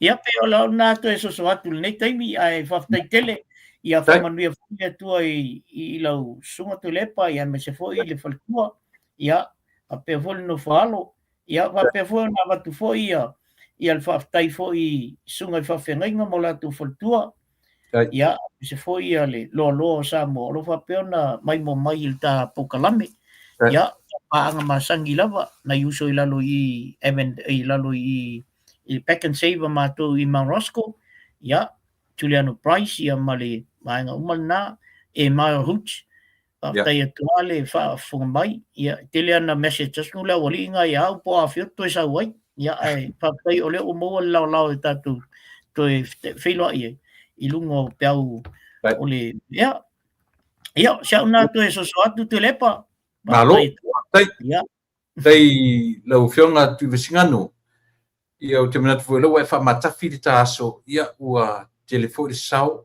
mai fu tala mai sa mo fa fonga tatu atu ia te lo vai so fo ia le atu e fatwa ile tapu kala me pe o na masani i lona te masani mo te minei fa te tele mo sao ile tapu kala me ia wala ba long pu ia o lo tatu no so sta for ni la langi ia maso se vai maro fo malang manuia na ua toe a ua tu fanua ia filo i mainga familia tu ia te tunua leota ia mai ale au fatofa ta fatofa ia si ia unia fo i le vai aso o mo ma falal ia mo le atu le faafetai tu le pa ia faatofa atu ai le malo le atunu o lo faapea ona faafofoga mai se foʻi ia tulatoa o le tatou atunu ia soifua ia tu le ia soifua filoa ia ia le ua fitu minute te eri tula e valu ia i matou California nei ia i teratonunga Samoa ua lava foʻi ma laʻatoutua seu i uta le vaa ia auā tapenaga ia mo le leua o isa matou i nei ioe i lenei vaega lalolagi ua agaʻi foʻi temi e polai falama ioe matatau taʻina mo le afiafi ia ona faapea i lea ma le ioe manuia tele lo tatou atunuu o Samoa tau te taʻapea i nei atunuu tetele ma nei mea tatou te au mau ai ia ai le fai ana ave le manatu ma le loto i le atunuu e pele ia te oe ma tatou uma manuia tele ia taʻitaʻi o lo tatou atunuu manuia lau fioga i le lipalemia o loo faitaʻitaʻi o Samoa i lenei vaitau manuia o faiva loto tele talitigā o le soifua le ola taufaaleaga le ola taufamataʻu o loo feagai manuia tele tatou toe filoa i le aso fou ataeao i le pule alofo le atua taʻitaʻi ai lau tusufua ma loo ola mo temi nei soifua mai manuia